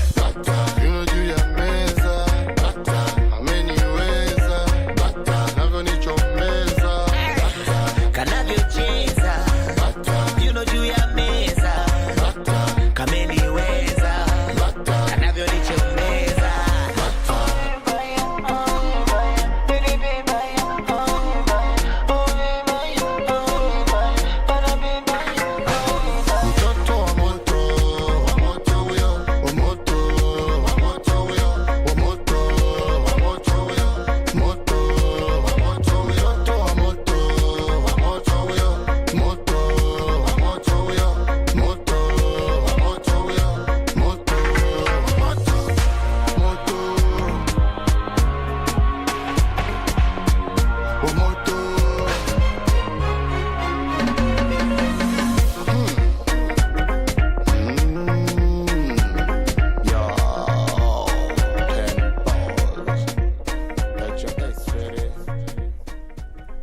Yes, in studio with the artist. Hizo songs umesikia, niko nao wasanii hapa saizi. That is K Daddy Tachoni and 10 Balls. Hizi majina zimetoka wapi? Let's start with that. Tuanze na 10 Balls. 10 Balls, what does that mean? 10 Balls ni jina, kwanza utanisamee leo kwa sababu sauti yangu kidogo nimeshinda studio na nini. So 10 Balls ni jina ambayo imetokea street mtaani. Maana mimi kwa CGT hivyo najua hii kwa competition na nini, so nikawa nimeshinda, so wakanichukulia ni mtu ambaye mwenye uwezo mkubwa sana, naelewa. So ni kama vile watu 10, vichwa 10 kwa mtu mmoja, naelewa. Okay. So 10 ni number, just 10. Alafu balls ni represented by hiyo sasa vichwa, heads zimekuwa represented na balls. Okay. So ina come up 10 balls. In short unaweza sema a wise man. A wise man. 10 in one. Yeah. So we can say you are a wise person. Yeah. Okay, tutaona. We will share the wisdom with us, and tuko na K Daddy Tachoni. Yeah, K Daddy. All the way from Bungoma County. So I was born in a family of 1. Okay. So they used to call me Daddy. And actually the morning people call me Zaddy. So when you call the name, I'm Sami Wasike Masinde. So when you call the name Wasike, the surname, the letter K has the punch. So that's K Daddy. And Tachoni is actually the place where I come from.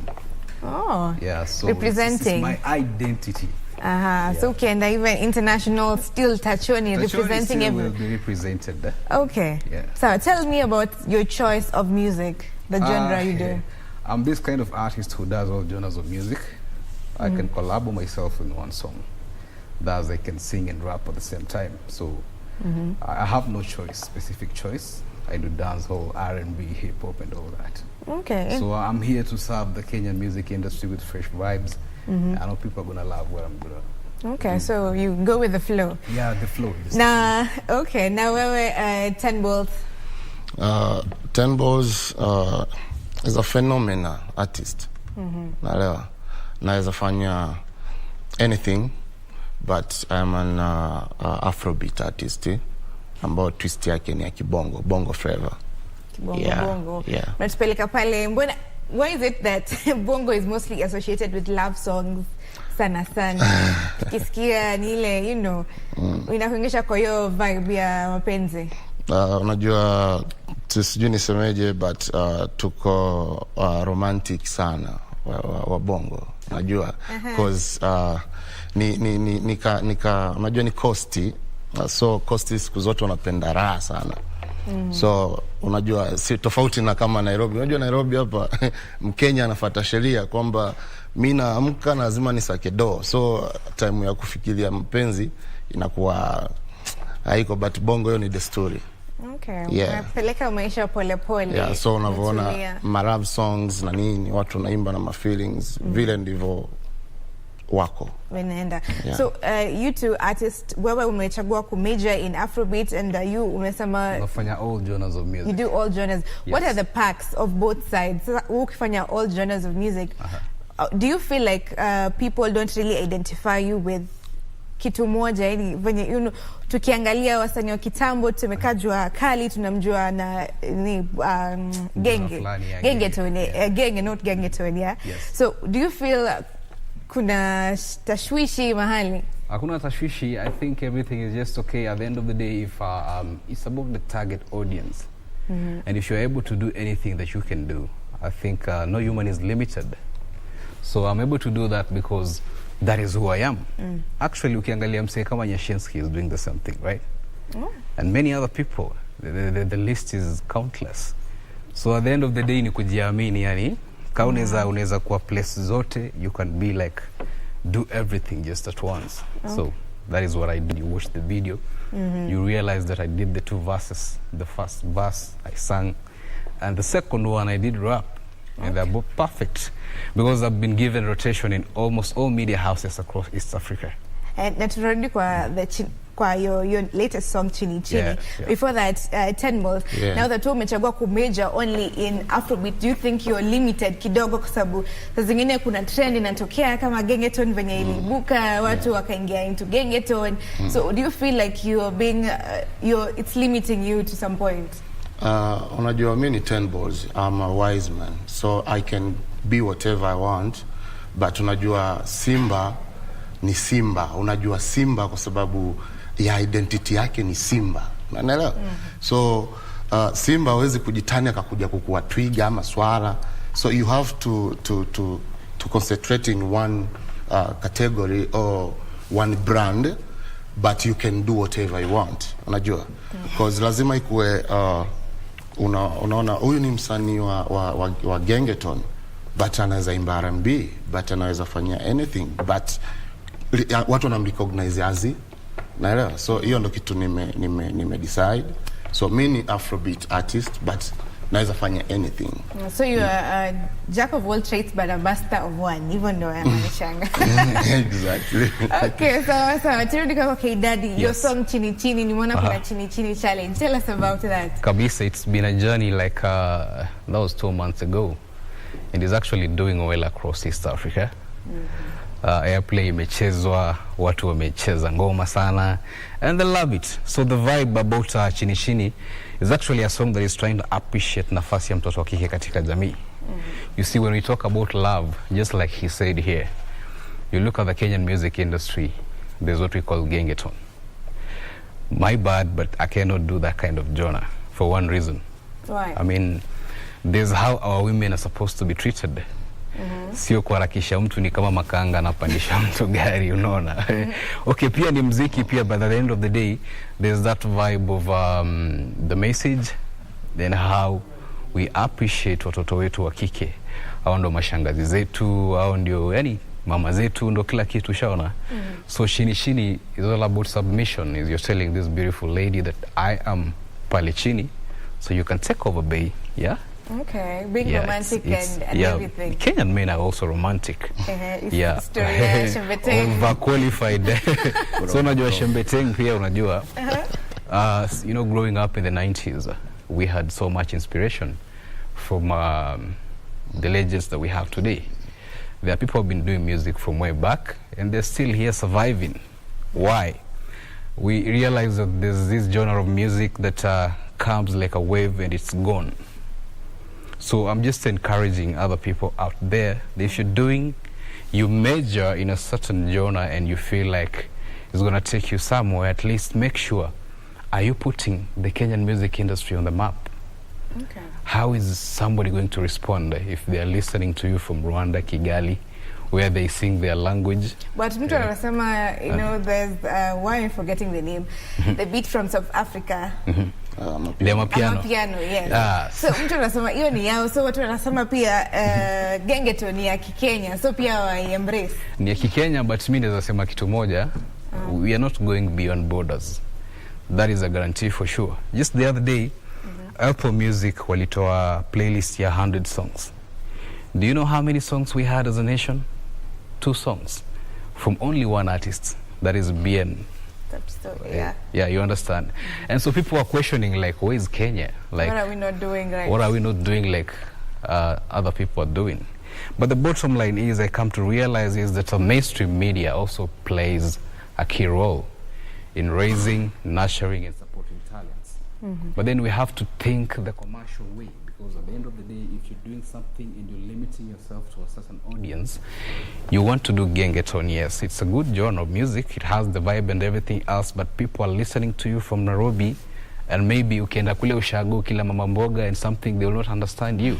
So charity begins at home, yeah, you understand? So I'm all about like we should champion for a better way of actually doing our presentations, and we'll get that respect.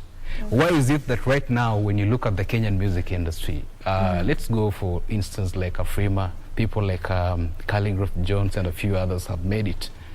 But when you go to Tanzania, Uganda, and maybe Rwanda, Kigali or something, they have like a pack of artists representing them, yeah, beyond their border. And people appreciate, listen to them. They're doing collabos with big artists. and globally they get that recognition. But Kenya here, I Only think a few artists, and then at the same time we lack content. Like unasikia kiki kifanywa maybe once in a month. Oh, yeah. Unasikia once in a month utasikia kitu imefanyika. Sasa yani the industry is so boring. So I think artists like we are coming up. And I just feel like if you're given that opportunity and chance to prove to the Kenyan music industry that we can and get the necessary support, we're going to get there. It's very possible and it's very easy. It's about packaging yourself and selling your whatever that you have out there, and people will play along it. So it starts from home. If you give us that support, it's going to be very easy. I know it's not a walk in the park, but yeah, we can try. We're going to get there. And Ted Balls, what do you think about this? What should artists do to remain relevant? Juu story ya Kiki tunaionanga every now and then from artists across, you know, cutting across, not just in music. So nini, what are we doing wrong? Unajua mimi nilivyo tu hapa na represent karibu mataifa matatu, Congo, Kenya na Tanzania. So nikizungumzia Kenya, nikibezi Kenya kuna mentality ingine ambayo wasanii wako nayo. Umeona kama nimefanya hiyo mtoto wa moto ni na Dulisa X nimefanya na Banana Zoro. So wako very easy na focused ku rise. Unajua once kitu kizuri wana support, but hapa Kenya kuna mentality mimi ni mghetto ya. So mtu yote ana come across out of ghettos, kuna kwa na complications za kufanya collab, unaelewa? Watu wanajua kuimba but ni kama vile hawajui waimbe kitu gani ambacho kitakuwa simple kikivuka nje watu wakipokea, unaelewa? But watu wameconcentrate mimi nikiimba na kulombo tovu. So unaona ni kidhurai sijui umoja ni wapi ndo wanaelewa tu hiyo kitu na get. Bas ni bora uimbe Kikuyu basi, unaelewa? Kwa sababu mtu anajua hii kabila iko Kenya, unaelewa? So ni concentration, na pia ukitaka kufanya at least kuwasaidia collaborate nao. Oh my God, ya waseni walezi man. Yani unaweza sema oya tukutane Saturday or studio, anakuambia poa, anakudai pesa, anamwambia no problem, this is a business, how much? Oh, this amount. Hiyo Saturday inafika, msee kazima simu na anakuambia ama anatuma message, mazee niko busy mazee, kumbe upo ghetto unapiga ma stories zingine na watu wengine. So you think hawako serious? Hawako serious and they're not working hard. Kuna wasanii wangapi ambao wanatoka nje kuja Kenya, na kuna wasanii wangapi wa Kenya wanaenda nje to market themselves? Hakuna kitu kama hiyo, Sean. So ni msee tu yuko hapo na kiburi imejaa, amejulikana kwa mita fulani, that's enough. Najua hiyo ndio kitu inatuangusha sisi wa Kenya. But kuna new generation kama sisi sasa, unaelewa, kina K-Daddy hapa naona muziki zao wanafanya. So let's push it as a media, as a DJ, kwa sababu mimi silaumu audience anakula ile kitu watu wana feed. Na get hiyo kitu, ma DJ wa support, media support, then na sisi tunaenda mbele. So do you think media ijapatia artists enough support? No. Media inatoa support. Hata ukiangalia KBC, ukiangalia muziki zinachezwa ni za Wakenya nyingi sana, unaelewa? Uwezi sema media itoi support. Huo pia ni uvivu mwingine. Unajua mtu mvivu, mtu mlezi ni mtu wa kucomment negatives, unaelewa? Ma DJ wana play, angalia YouTube, muziki za Kenya ziko kibao kwenye ma playlist, unaelewa? Issue ni content kwanza. Content ndio shida. Yeah, support iko. Mimi siwezi sema media itoi support na niko kwa media. Ningekuwa zangu kwa shamba huko ndo ningesema bwana nime request KBC wamekataa watoi support. Okay, back to you, Tachoni. Yes. You have a recording label, and you have artists. Yes. So do you relate with this? Artists not serious enough, and tell us a little bit about the recording label. What happens? The recording label is Shams Media actually, and I have my partner called Pedeshe, Davy C. Okay. I know he's watching the show. Salute soldier, behave yourself. So the thing here is that coming up with a recording label is not an easy journey. It's been there for like 2 years now, and you see, for you to get that recognition, just like we are saying here, It's about content. And the artists that we have been doing with them projects, kumekuwa hata kina Aroboy wamefanya pale kazi, kina Mtumbo Man, kina Masterpiece, and many others have been working with us. So we are actually all about trying to propel the music industry to the next level. And how do we like do all this? First of all, there's that uniqueness. You understand? There have been so many recording labels in Kenya whereby you realize wamekuja waka relax. Siwezi nikawataja kwa majina, but lakini kuna ile laziness tu yani inakuwa unnecessary. Unapata whereby ukisha hit kama recording label, you see yourself as somebody who is like now on top of the game. You don't want to work hard. You want people to look for you. Sometimes being in business means you as a business person, you have to go and look for the clientele. So it's a business like any other? Yeah, just like any other. But at the end of the day, trying to push that content, I think pia production, my producer hawakuwagi honest na wasanii. Because at the end of the day, ndugu yangu hapa kwa mfano is a very talented musician, right? And then there's this other person. So akikuja studio, ukiona pia mtu anafanya ngoma yenye haiko, you give them that mentorship. Because at the end of the day, there's the public, general public who are doing consumption. And you see the media has given us so much support, KBC and many others. Now, the bottom line is you realize that these people, whatever that you feed them with, they will take it. Unapata kuna ngoma mingi sana hapa Kenya hata hazideserve kuwa hit songs. That's why they can't even do any better internationally, leave alone across East Africa. So you realize that these people are given like free tickets za kupata hiyo airplay and everything else. So the industry at large is all about the stakeholders, the DJs, presenters, music promoters, and everyone else. We have to get back on the drawing board and see where we made our mistakes and how can we like go ahead. Back in the 90s, Kenya was the hub of all the legendary musicians before these other people came up, and of course bongo and everything else.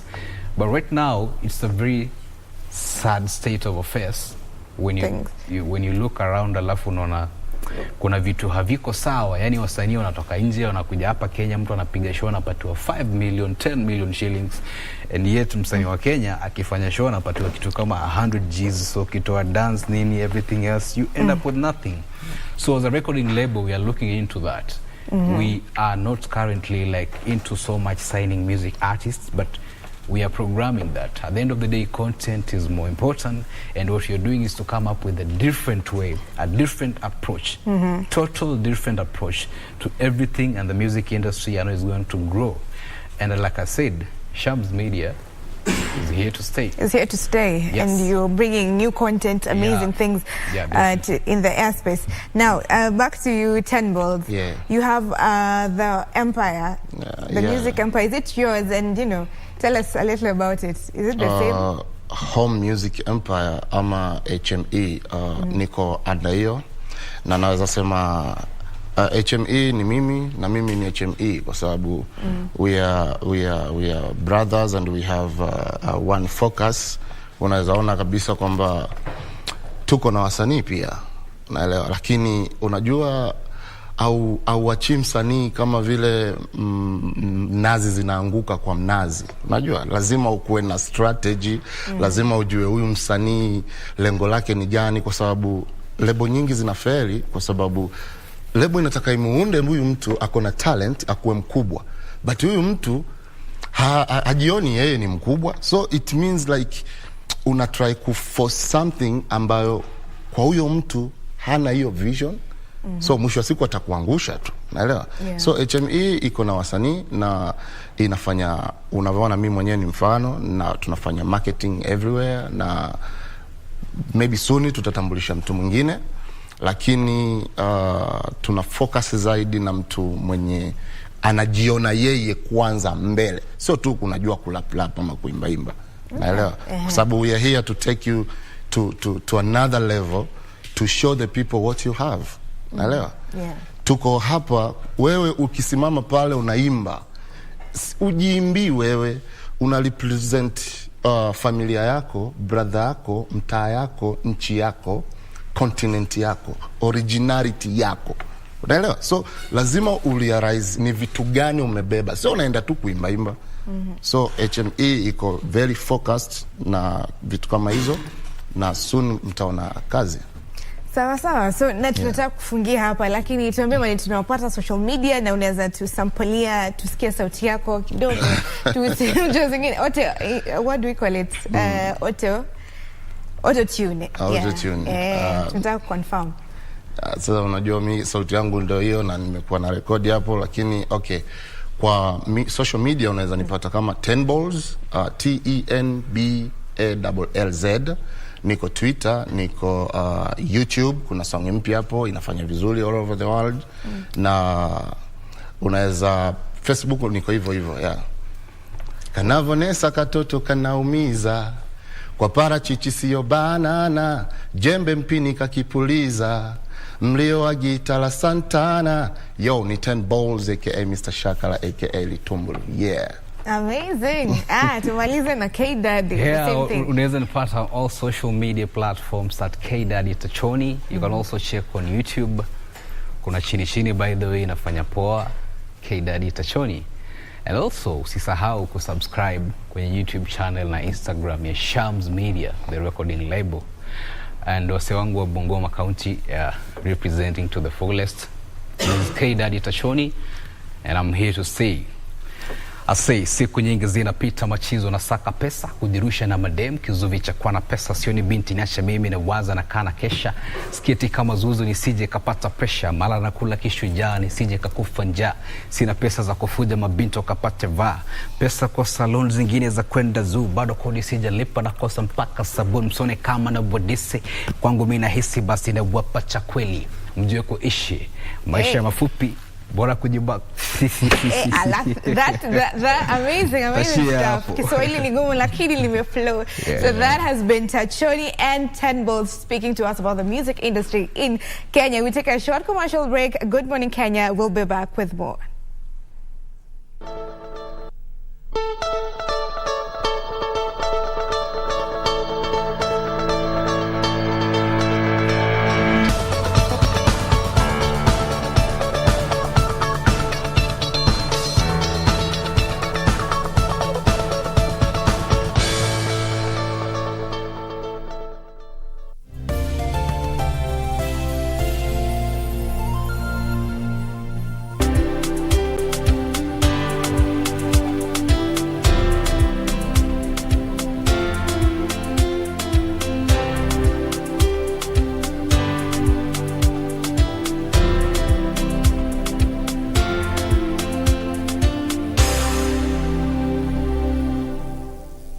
Are you a holder of unclaimed financial assets? Take advantage of the Finance Act 2022 moratorium on penalties and interests. Surrender any unclaimed financial assets in your possession today. Unclaimed Financial Assets Authority. Receive, safeguard, reunite. Mombasa City, are you ready? Come for the 2 big healing and deliverance crusades by Apostle Dr. James Nganga of Neno Evangelism on the 8th to 9th of October 2022 at Tononoka Grounds and the 15th to 16th October at Leisure Football Grounds. The crusades will be from 4 p.m. daily. The 2 big healing and deliverance crusade, Mombasa. Call 0722 641 269 or 0718 923 420. Don't miss. Akili, this is Akili. Hey there, friends, what time is it? What should Akili say to greet little lion? Wow! Can you read the word? Oh! Don't worry, Bush Baby. You can draw it again.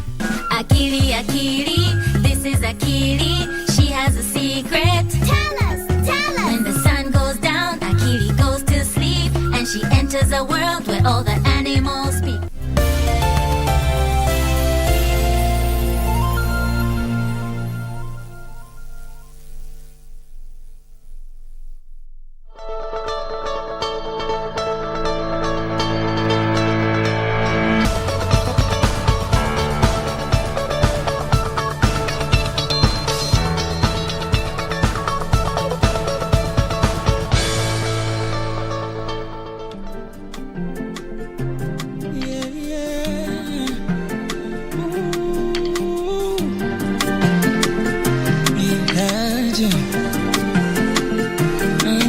Bigiji ushatafuna ukaisha utamu au vipi?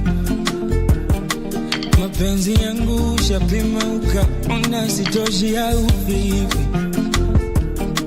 Ahadi zote ulinipa kumbe chocha kweli fala mimi. Mtali ushazuru vya kwetu ukabonda uko fiti.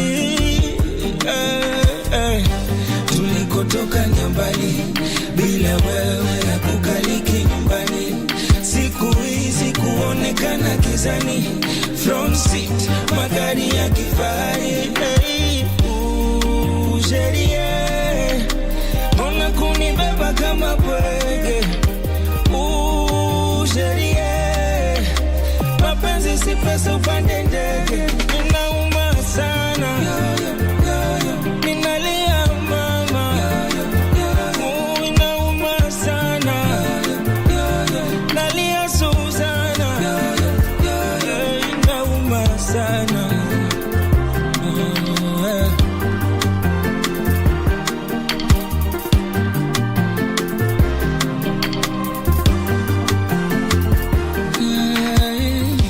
Mara kwa mara nishamwomba wangu Maulana anipe hekima kuepuka na majanga. Ona ujana mali umenifikisha, ona tujana nilijua nimefika. Ya wazazi pia mimi nikapuuza, eti tunapenda na kufa na kupona. Tulikotoka nyumbani bila wewe hakukaliki nyumbani. Siku hizi kuonekana gizani, front seat magari ya kifahari. Sheria ona kunibeba kama bwege. Sheria mapenzi si pesa upande ndege. Inauma sana, ninalia mama. Inauma sana, nalia Suzana. Inauma sana.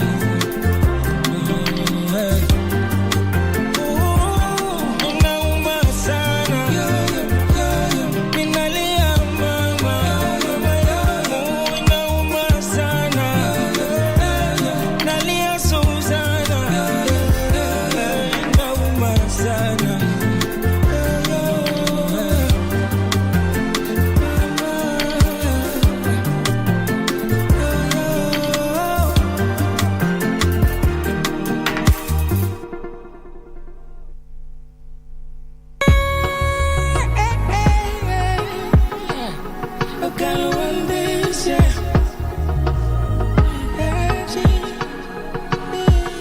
Hey daddy, please never let go of I and I. Fuck what they say, I'm proof that you're there. I'm proof that you're there. So I'm matching on Zion, Zion, Zion. Yes, I'm matching on Zion. Say fire, say fire, say fire. Holy Ghost fire burn every wicked mind and heart. Say fire, say fire, say fire. Holy Ghost fire set we free, now we hot. Ban down corruption, ban negativity, ban every evil spirit from me, now we hot. Ban down Babylon, ban down the system, ban every politician setting we apart. See, I was born to do this and back out to y'all. I'm just a messenger, the message is for all. D.I.P.D. Hungers I money, Benajirani, easy go money, daddy, please let go.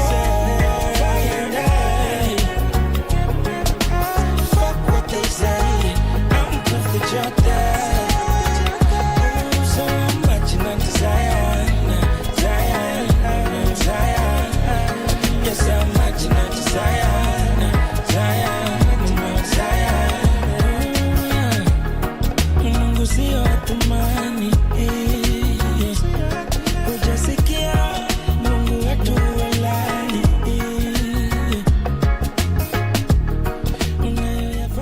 welcome back to Good Morning Kenya. This is Entertainment Thursday, and of course we have nothing but the best interviews and exclusives. That was a new one by a very, very, very talented young man. Can I call him a young man? He'll let us know. He goes by the name Jerry Ogallo. Karibu kwa studio. Nashukuru. Thanks for having me, manze. It's a blessing to be here with you. Fun fact, watu wajue as they enjoy their coffee back at home. We go way back. Way back. Way back. Way back, 2018, 18 there. That's when we met. We had a few discussions about music, your journey, but you know, there are people who are watching you for the first time. If I were to ask, who is Jerry Ogallo? How would you describe Jerry Ogallo? Jerry is a simple guy, singer, songwriter, artist, music director, video director. Na anaga mambo mingi na siungiangi sana. Sinaga mambo mob ya kusema. What actually is more interesting in terms of, you know, the many titles in your mesema, the songwriter part. People don't actually know the number of songs you've written for a lot of people. Gospel, secular. Can you give us, you know, just a mention or two? Wacha tuanzie way back then. Kuna Yanini, Alicious Calligraph, kuna Ningali Mimi, Vera Sidika, kuna Neema Yako, Daddy Owen. List is endless. Kuna upcoming pia wako kadhaa kwa hiyo list. So mimi nacheza pande zote, but ngoma nimeandika ni mob sana. Songwriting, me, I find it like it's the most interesting part of the production process. And I feel ni kama songwriters are going to get enough credit. True in Kenya. Because it's not just about beat. No, in Kenya. In Kenya. Why do you say that? In Kenya. Because you know, Sia did nini, hii ngoma Sia alihit nayo. Sia song mpaka walikompatia Rihanna aku come through. Sia before she was an artist, she was a songwriter. Okay, being a songwriter is already being an artist. But unasema yani, growth. In terms of the fame and the fortune. Okay, every great artist I know, before they were musicians, in quote, they were songwriters. It's a learning process, and it's the best part of music for me, because you get to express yourself. You get to give what you have. Now, there are many aspects that I want us to talk about in terms of being an artist. But the songwriting part, since we're there, there's the issue of content in Kenya. Let's talk about the industry saizi. Kuna watu wanasema it's all about having good beats and saying something provocative na utahit. It's not about, you know, opening up and telling a story anymore. Unakata.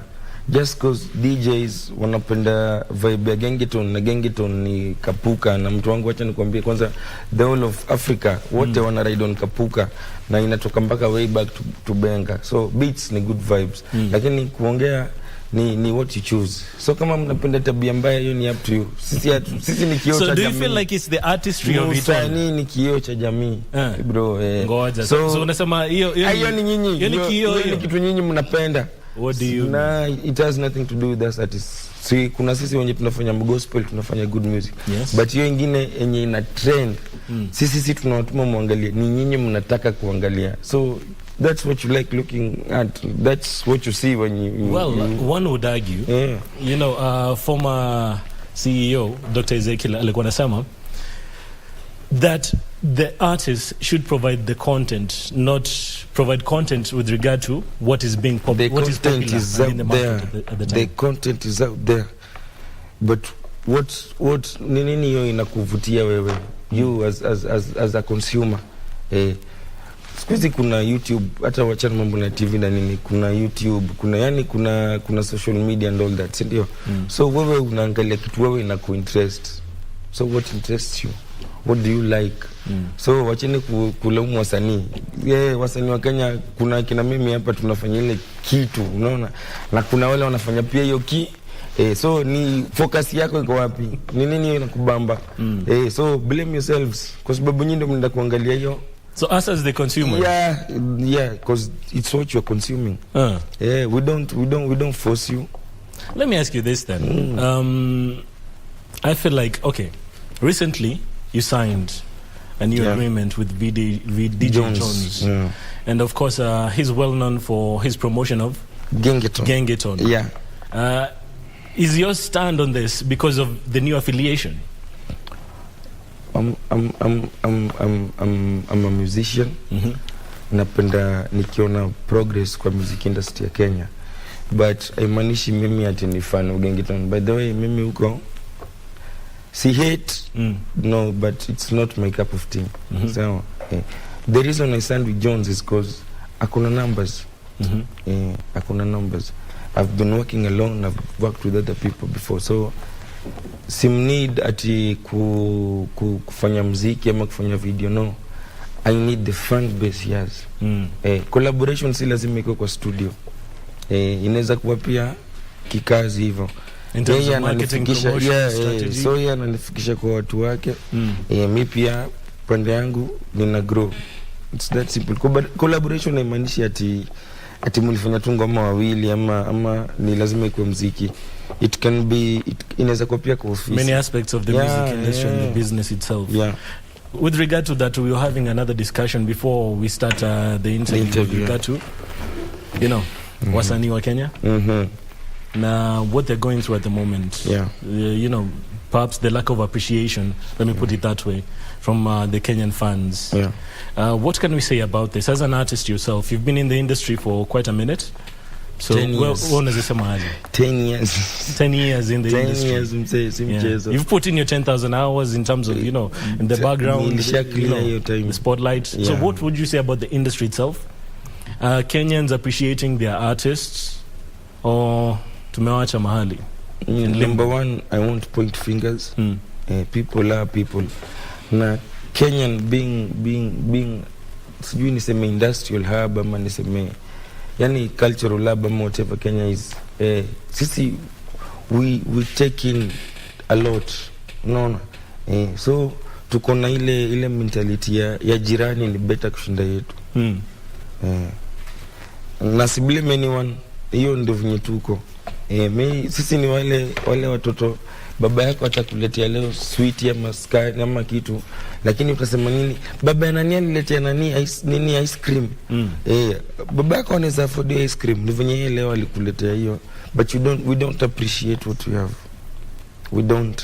Tunabihave kama watoto ama kama mademu wanapendaga vitu foreign ama vitu talented. I won't go so fast. No, late. Nakwambia hii ni fact. Tunabihave kama mademu. Kenya sisi tunakuaga we like foreign, we like nini vitu zenye tuwezi get. Unaona? Lakini what you have unasahau hiyo Kenya uko nayo, kuna mtu pia yezi get mahali. But who's to blame for this situation? No one. It's us. It's how we've been raised. It's how even the tuko. But okay, I grew up in Akina Isa, Akina Nameless, who you did a collabo with, by the way, really dope song. Nashukuru. All these big brothers in music, Akina Red Sun, who was signed to Sony at some point. But what happened? Life happened. This is my life happened. Na ni cycle. Na shida yetu ni we are too diverse for our own good. That's the problem with Kenya. We are too diverse for our own good. Diverse with our music or our tastes? Everything. Kila kitu. We are too diverse for our own good. But okay, so yetu. What's the solution? When I think about it, I always think about it in terms of, you know, okay, wasanii wengi, and not all of them, a percentage always say, media chasing ngoma zetu. But the truth is, like for instance, KBC, you know, we advocate playing local content. A big percentage of our content is local content. So it's not about the media. So it's not about you, it's about the consumers. So the consumers. Na kila mtu ni consumer, including you are a consumer. Lakini utaka uniambie maze album ya J. Cole mpya ni kani? Sasa hiyo tuko na wacha hata niseme Nyash. Sijui nitaje msanii hata mjui. Yani tuko na upcoming fulani huko anaitwa Mr. Taylor. Anapiga mistari yani design nyingine, lakini wewe unamtambua. Na unaona, but mimi nakaa naye daily. So you kila mtu as a person tunafaa tu take it at heart. Sisi wenyewe tuichukue ni kama jukumu yetu. kwa sababu acha nikwambie, upende msipende, kesho mtoto wako atakuwa msanii bro. Upende usipende, kama si wewe mtoto wa mtu mwingine, hata mtoto wa president kesho atakuwa nini? Atakuwa msanii. Tuone atampeleka wapi? Ama atakashifa sema usanii ni kazi ya haina pesa, hii ni kazi gau. Yani in fact kwa nini ya Kenya mtu wangu, usanii, being an artist ni inaitwagaje kitu yake, I'm sorry nimesahau word. I let it go. So hata uwezi nda kuchukua loan na usanii. You can't even get a loan as an artist. Do you feel like, okay, there's the promoters who are supposed to be paying the artists. Kuna the event organizers. Do you feel like they're not viewing our wasanii like, you know, they're taking it, the approach is not like, you know, this is a business, it's the music business. Do you feel like it's the artists who are not approaching it that way? Wasanii wa Kenya? No, promoters wanaona wasanii wa Kenya hawaichukulii seriously. Juu consumers wa Kenya hawaichukulii. Yani unaonaga tumeichukua ni kama acha nilete mtaani. Tufanye tumechukua uni jirani wangu. Huyo anakuaga hapa akifanyanga hiki kitu. Si acha nichukue hapa Diamond. Ule si anakuaga huko na watu wao wamemtambua. Yet nilikuwa na Aba mtu wangu 2019. Aba akikuwa huko na Mawasama. Aba aliniambia kitu moja. The only reason tunasikia Otile ni juu nyinyi mnamsikia. Yeah. So the only way sisi tunaweza penya huko nje ni kama nyinyi mmeanza kutusikia. You have to start promoting us so these guys can see us. Kuna time nataka to move from a conversation ya content, but before to move, let me pose this. Okay, unasema ni the consumers kina sisi, including mimi ni consumer, but kuna say ile percentage tujibu before we move on from that in terms of the content. Umesema it's not the lyrics. Wale wanasema kuna it's the quality. Kuna variety. Ngoja nikwambie, msiseme Kenya kuna content, kuna variety. Right now unaweza kutajia ngoma hata 10 zenye hujasikia na ni wasanii wa Kenya na zimetoka na ziko YouTube. Content iko, but it's ni Kenya nyinyi mna subscribe to. It's what we subscribe to. Unaona? We like controversial things, we like comedy. Yani imeacha kuwa music, imekuwa entertainment. Na tukirudi kwa entertainment, mimi sina haki ya kujudge, because at the end if I can't entertain you mtu wangu, I don't get paid, sindio? So tusiite music industry, tuite entertainment industry. Lakini juzi alikuwa anasema wasanii wa Kenya hawana showbiz, ndio maana hawafaulu. Yes, yafanya showbiz na kuwa msanii, tutamwandikia mangoma afaulu basi. So, from your perspective, as an artist, what's your understanding of his statement? Does it mean mnafaa kuwa na kiki mingi zaidi? Ama what is he saying? Because his thinking is, he's just echoing me. 10% is your work. As an artist, it's the music you record, the music videos and all that. Then the 90% is the promotions. Sasa ndo nakwambia anani echo. It's not music. Kenya si music anymore. It's entertainment. Showbiz ni nini? Entertainment. So yeye anaongelea entertainment. Kama ataenda hizo thong zake huko kwa beach watu wamuone, hiyo ndio kitu mtaona, ndio kitu itawabamba. Lakini at the end kumbuka yeye atakulia dosa hii, lakini the next generation hawatakulia anything from that. Lakini kumbuka mtoto wako siku moja atakuja kuwa msanii. Sasa tukiongelea music, mtu wangu, music industry kama Kenya tunaenda wapi? Pay attention to your singers, to your rappers, to nini. Gengeton nini, hizo ni entertainment. Na mimi niko sawa nayo. It's all yote tunaileta kwa entertainment, lakini still musically kama venye wakimbiaji, mtu wangu, kama ingekuwa hivyo sikungekuwa na mtu anatembea kibala kwenda kwa Kipchoge, singekuwa basi anatembea badala kukimbia lia to entertain. Lakini mbona ana Putin wako, mbona anakimbia? Kwa sababu anajua kuna legacy alikuwa anataka kuacha, si ndio? Hiyo ndio kitu sisi tunafanya. Au wengine wako zile za wacha tukipa wase busy, wacha tukulie leo. Lakini tuna build aje industry ya Kenya? Inafaa ikuwe, mtu wangu, majob hakuna. Semi majob ati hakuna vibaya, hakuna majob. Na tuna support self employment. Hii msanii mmoja anafaa andike watu kama 15 kazi, na huyo ni kama haja hit vizuri, unasikia? akishika vizuri huwa anafaandikia watu karibu 25 kazi. Tuangalie tu hata pande employment. Lakini Kenya vinye tumechukua mtu wa Gengeton ana need drama wa nini? Ana need si kashif Gengeton, nasema tu tuongee tu kweli. Anida watu wote. Yes, ikiona DJ pale ashike mic sema kula do yake ameenda. Na ndo maana wa Kenya wataendelea kulipwa 100k 2k nini 200k. Lakini tukiichukua serious, mimi buda ukiniita show na kuja na band. Number 1 ndo nikuje show, sikia sauti yangu sahihi ni juu ya homa. Tumaina soma ati ni kwa nini? Ndio nikuja nikuambie mtu wangu lazima nipige zoezi miezi ngapi? 3. Ndio sema nimekuja kuchapa show. Hiyo ni mimi plus 5 other people. Haya, kuna wale watu wanafanya marketing, kuna video director, kuna producer, kuna music director. Yani nikikutajia list tayari tu ndio mimi nifike kwako hivi mbele mtu wangu nikulete show. Hapo ni watu karibu 10 wamefanya kazi. So siwezi chukua hiyo pesa. Unaona? Ndio maana mimi sipatagi shows kwa sababu mimi ndio nipatie do. Si mimi nakula. Kuna watu wananitegemea walipe rent. Bro. So lazima niende hustle zangu hizi za mtaa nini nipatie do ndio nikuje nifanye kazi nayo watu. Na bado I do it for free ndio ni get hizo shows. So mimi siwezi chukua 100k. Siwezi. Sijui sitaita ule mtu nimpatie 10k nimwambie budati. Na kuna wasanii wengine na kuna kazi zingine za kufanya na kuna side hustle unaona. So wasanii wale wa noma Kenya hawapati shows kwa sababu hatuna zini valueless. Kwa sababu nikikwambia unipatie mita utasema wewe nani ujulikani. Kuna mtu huko wa Gengeton anapata 1 million views. Wewe hata una 1 million views. Yet mimi mtu wangu mimi hiyo show nikufanyia mimi nikuja nikuletee tu 200 people.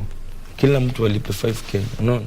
Ule Gengeton akikuja kwako utampatia watu tickets watu watauza so 2 so 3 tao unasikia. Mimi ticket yangu hata nikuulize Jerry. How do we get there? We have to believe in ourselves and in what we have. The artists or the consumers or everyone? Everyone. Inaanza na wewe, inaanza na mimi, inaanza na kila mtu. Ndio maana mimi mwenyewe nimechukua hiyo nini nikasema acha afanya hivi. Nataka December I'm doing 4 shows na nazifanya bure. Na zitani cost 100k. Lakini mimi nazifanya bure. Nataka kuonyesha watu what they are missing. Kuna wasanii kama Nyashinski for instance. Alichukua matters in his own hands. Akafanya his own show, Shin City. Do you think that's the direction? Tuachane na the promoters, tuachane na the organizers, we just do our own thing? Because we have to show you what we have for you to buy it. You have to know the value of a product before you can consume it, ndio? Ako sawa. Lakini hata bado mimi ndasema hiyo bado ni uongo. Ule bado pia yeye alipata sponsorships and what not. Sawa. Kuna wasanii wanoma sana mtaa bro. Wengi and they're not getting recognition. So itabidi mimi sisemi watu, itabidi yao including mimi nikikuwa mmoja wao. We have to do it. Lazima tuwaonyeshe what you're buying. There's an interview coming up with Dori Narangi, so you guys stay tuned for that after the interview with the talented Jerry Ogallo. And Ogallo. The tone of the interview will be more about mental health. Manze, it's something you guys have to talk about. Unaona ni kama kuna vile tu wameachwa mahali. Wasanii wameruka vichwa. Why do you think watu wanasemaga mtu wangu mpaka ule mtu alisemaga ile ngoma ilikuwa ngenitwaje ule kulikuwa na msanii fulani wa kitambo. Scissors. Mtu wangu Scissors kazi yake ni kushinda mbele huko Mombasa huko nini, kazi yake ni kulewa juu hapo ndio usanii imefika. Unashindwa unaenda wapi? The frustrations the nini zina build up sana.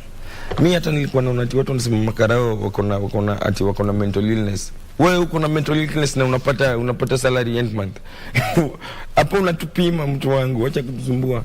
Sisi tunategemea, sisi tunatoa do studio, tunatoa do tufanye video, tunalipa vixen. Bado kuna maproducer wako huko nje tunakuwalipa ndio tuchezwe. Alafu baada kuna mali tunaenda mtu wangu. How do you think ina mess up na akili yetu? So a lot needs to be done. And I'm so happy that you came. We had a conversation, however brief. I need you to come next time, Jerry. And I feel like, we need to have a promoter here to defend himself. Because we've been talking about promoters and organizers. No, we need someone to come. I'll be my own promoter. Wacha nijipromote alafu tusikashifu mtu. Sasa. Gotevi DJ Jones is doing a lot of good work in terms of, even signing you is, big up for that. Thank you so much for coming through. The new song inaitwaje? Zion. Watch it's out something for different from what you're used to from Jerry Ogallo. I won't even spoil the surprise. The fact that I'm a songwriter, every day I'll keep on surprising you. We expect that. Yeah. Thank you for coming through. That was Jerry Ogallo. We'll be back after this.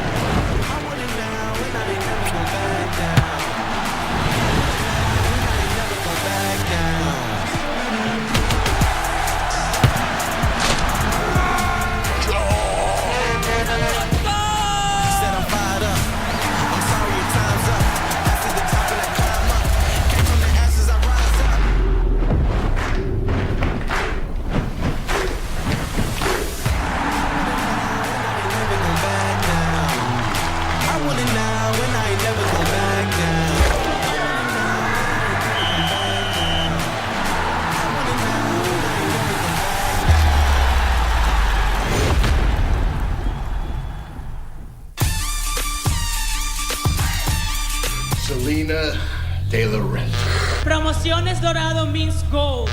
Well, we are a cause. Low Key is fading and the referee's called for the bell. But when I won that title from Low Key, when I became the champ, I came in prepared. I knew that there was going to be dirtballs looking to take that title off my waist. Is this enough? Oh, it is done. Now, after dispatching England's most dangerous man, this ain't no business transaction. This is a crusade. You coming to Chirac, to my territory, my jungle, my goddamn kingdom. All the way from Germany for one reason, and that's the MLW World Heavyweight Championship.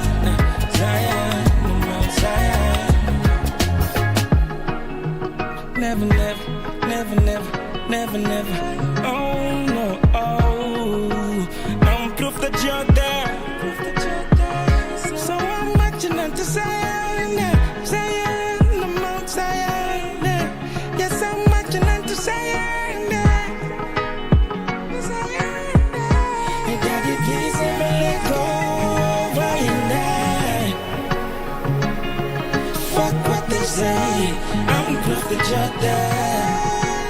Ooh, so I'm marching on to Zion, Zion, the Mount Zion. Yes, I'm marching on to Zion, Zion, the Mount Zion. Blessed love to all the sons and daughters of the earth, yo. Respect. Jah love with us all. Bless you. Exactly 5 minutes past the top of the hour. Time for our last conversation this Thursday morning from Matters Entertainment. We converse around lifestyle. Our focus centered on handling depression and anxiety. And this is particularly for those in the arts space or the arts industry. There's a lot talked about in those in this particular space. So we get to converse this in the next 30 minutes or so. And my guest is here, Samuel Luchemo, who is a film producer, an actor, casting director, and mental health advocate. I felt like I had to pause before I continue. I know, right? It's quite a lot. But let's just start from that point, Sam. I mean, you talk about people in the arts industry, and the guest that Mike had just before we came in, you know, he was sort of like alluding to that issue of mental wellness, particularly for those in the arts business. Yes. And I mean, we can go on and on because there's a lot of stories. Yeah. From where you sit as an actor, casting director, you are a film producer, you've basically interacted with these people in whatever capacity it is, and also being a mental, health advocate. What are you seeing around? What is happening? Wow. From the longest time, actors, musicians, models have been going through a lot of issues. But whenever they come in front of a screen or in an event, they have to smile. Even journalists, but who I'm telling actually you, it's quite a lot. Yes, who actually has this time to entertain them, or rather to make them happy. We make other people happy, but who is making you happy as an individual? And most creatives, internationally or locally, they end up very depressed with anxiety and stuff like that. A lot of issues, and then a number of them result into drugs, alcoholism, or die by suicide. And this should not be the case. But because most people don't take mental health as a serious matter, so they just shun away. Or if it's a dude, they will tell him not. Stuff like that. Deal with it. I'm like, there's a lot that every individual goes through, and me as a film producer and a casting director, I usually have to talk with my cast first to know if they're on the right headspace before we shoot or anything, because I believe counseling, or rather guiding somebody mentally first, it's very important, so that whenever they are ready now to deliver as a cast, they do their best. Because if somebody goes home, or rather comes with his baggage from home, now it becomes a problem when they're on set. So I usually prefer to speak with a few of them, or rather all of them, and get to know each person. Is he okay, or she okay to do that scene and stuff like that. I like what you said on the onset. There's those people that appear in front of cameras, whether you're a musician, a model, specifically commercial models, because those appear so much in front of the cameras, or an actor, an actress, or even a journalist. You have a lot of job of always being okay, smiling on that set, in front of that camera, doing that interview, or acting that scene, but your headspace is so off. Why don't we think it's why don't we think it's such an important thing to always even have these conversations prior to these people going on set? You just think that you need to deliver. You're in that space, just make sure that show is good. But I don't even care about how you are. Exactly. What is the problem? It's most people just see that you should deal with it. Like, whatever you're going through, deal with it. And make sure you deliver. Because if you don't, I'm about to get you out and bring somebody else. Yes. I know several people who have gone through issues while back at home, and when they come on set, they have to deliver, but they end up not delivering to the best, and then now the producer or director is like, now this is a waste. But you haven't taken that time to speak with this individual or the artist or the musician to get to know why is he or she not delivering, or the journalist, why is she not in the right headspace, or he. Let you have that conversation one-on-one with the individual that you want to perform, because if your mind is not on the right headspace, if you don't have an inner peace, then the rest won't work ever. So I believe as either employees or employers, they have to get into consortium with one another to talk about these matters and get to understand the people that they are working with, if they're okay with whatever they're going through, and also have a department for that, especially when it comes to the entertainment industry, for film and even the music industry. And that part of being in the right headspace, I know you also alluded that someone could be coming from home with a lot of those issues, but sometimes it's actually in that working environment. It's just too toxic for you. I know. And I mean, it's just too difficult for you, but sometimes because there's barely so much you can do about it, so you just stick around on it. Exactly. Because there's nothing so much you can do. I know. For example, there's a friend of mine who she was going through an issue, sexual harassment at the workspace, and then now she had to tell her boss that she usually has a mental illness or anxiety, and then the boss told her that if I knew you had a mental illness, I wouldn't have employed you. Imagine. Like, wow, okay. That's just messed up, because this person, as much as whatever they have, but they're performing in the workplace. They're trying their best. And the fact that you're also adding this other situation to her, now it makes it more difficult for her to work. So things like that, I usually advise a number of people, do not discriminate whoever is going through a mental illness. So long as he or she is performing, just try and work it out with her, because most of us families have people who have mental illnesses, but a number of them hide it, so that issues. So it's good to talk about it and make sure that you are in one with this individual, because all they just need is somebody to listen, somebody to love them, and somebody to appreciate them. Those three things, and then they are good.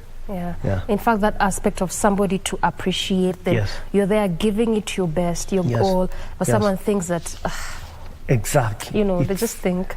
Yes, it's very there's nothing as demoralizing as such. Exactly. And those are issues that lead to what we now call those mental illnesses. Exactly. We try our best to tell people not to think sana about this person not appreciating you, but one way or another, we're all human beings. We need a certain sort of appreciation whenever you do something, like let's say a wife to appreciate the husband, or the husband appreciating the wife in whichever small things. It makes the individual feel good. And also the artist, whenever he or she does something, even if it's not the right thing, appreciate that they've done something, but now you can correct them in one way or another, because to build their self-esteem and their courage, they have to be, how can I say, appreciated and handled well. Well, there's also a certain specific set of persons I'd like us to deal with, and these are the employers. Of course, it cuts across. We're still around this industry of the arts, and this cuts across to whatever arts industry one may be. And we have witnessed cases where some employers would even tell their employees, you're not the first one to go through this. I know. And you imagine, you realize, whatever, how should I put it? Anything you go through in this life, much as different people have gone through it, but the way in which it settles with you, the way in which it sits in you, it's a different experience. And so you hear some employers saying, I mean, You're not the first one to go through this. So why would it be so much of a big issue? Yeah, I do. And that's why we've also seen so many suicide cases. Exactly. In entertainment, and in arts, even in media. Yes, it's really messed up because most people want to say that, you just handle it. It's there's somebody who's doing and sometimes worse. even the way they say you should handle it, it's like you're not speaking to a human being. Exactly. The main thing is, this person, if to you it's a small situation, but to him or her it's a big. Exactly. So appreciate whatever he or she is going through, and try and understand which aspect, because most employers don't have that time, and to a certain extent maybe I would understand. So that's why I would advocate they create a department for that, for a counseling department for it, so that it's not like really counseling, because Africans or certain people, whenever they hear counseling or go to a therapist, they see that you have a big problem. So it's just, let's call it a safe space whereby you can just speak whatever you want. You're not being judged or whatever, and then you're guided slowly by way. Because like recently, last week I had an event at thanks to American Embassy and American Corner. At least I could be able to speak with a number of people who are going through issues basing on life. And mental health also affects the social and economical. So most of them, it's either the financial. If you're not financially stable, you end up having depression. And also actors or other artists go through it. And if you have a lot of money, you also end up depressed. So you have to find a balance in between. And usually this thing is not easy, because like certain creatives, whenever they get a lot of money, like boom, they've become superstars. They can't handle all this. They usually need somebody to guide them, because this thing can just go in a blip. But the best thing is if you have somebody to guide you, whenever you have all this, know how to go through it. And whenever you have all that, and then now it goes, because this happens with too many creatives, actors, musicians. They had a lot of money and then, or fame, and then boof, it gone. So these people also need to be guided on how now to come up, and a few of them, at least I talk with them so that they can become better in a better situation and create other significant streams of revenue so that they become more relevant. Because I mean, when you look at matters of mental illnesses and mental wellness, and so someone would ask or argue then, there's so many fields, but oftentimes you get to witness quite a lot of these cases. If you're talking about careers or professionalism, most of them emanating from those in the arts space, either a comedian, an actor, a musician, a journalist somehow, somewhere. So then what is so peculiar about this specific field? I'm not saying that those in business or engineering, they don't, but it's just a certain kind of, interest. Yes, with this. I would say, first of all, it's because we are in the public mostly. So most of our issues are seen with a number of people. And creatives, we use a lot of our minds. And the mind is the greatest asset. It's a $1 trillion investment. So if you fully invest in your mind and you put it now on paper or into fixation for copyrights and your intellectual property, it becomes something magnificent for people to appreciate it. And our minds, when they work most of the time, sometimes you just feel you haven't achieved where you need to, and you end up going more than what you're supposed to. And sometimes it's you get into competition with other people, yet you should understand that you're not into competition with other people. You just compete with yourself, so that you just make yourself better. Because once you start competing with people, whatever you see on social media, it's not real. So you want to be that life, And usually I advise people, don't put things which is not you on social media. Just be you. Because honestly, came to realize nobody actually really cares. People just want to talk. So whatever you will do, if you want to please people, it's okay. But at the end of the day, nobody will really care about it. They just want to know when your downfall is, so that now they start speaking about it. Yes. You know, like whenever you see, for example, when you there are certain films which they were not known, but when they got banned, a lot of people now knew wanted about to see. it. Exactly, because and they like, just existed. Yes, that curiosity. Because whenever you see, let's say, musicians who having issues with their relationships, people will want to know why and stuff like that, and now speak about other things. But when the relationship is good, nobody will bother talking no one about cares. it. Yes. So you should just live your life the way you can and make a difference in society, because I believe each and every individual here are creative. We were meant to create change, to make people feel better. When COVID came, what made people to unwind is creative industry. People would want to go home and watch maybe sports, watch a movie, listen to music, and all that we made it come alive, or read a book. That's all the creative industry. Watch Kipchoge running and stuff like that. That's the creative industry. And all this is somebody's working their mind in one way or another, because to achieve something, it all involves your mind. If you are not in line with your mind and you do not believe in yourself, you won't achieve anything.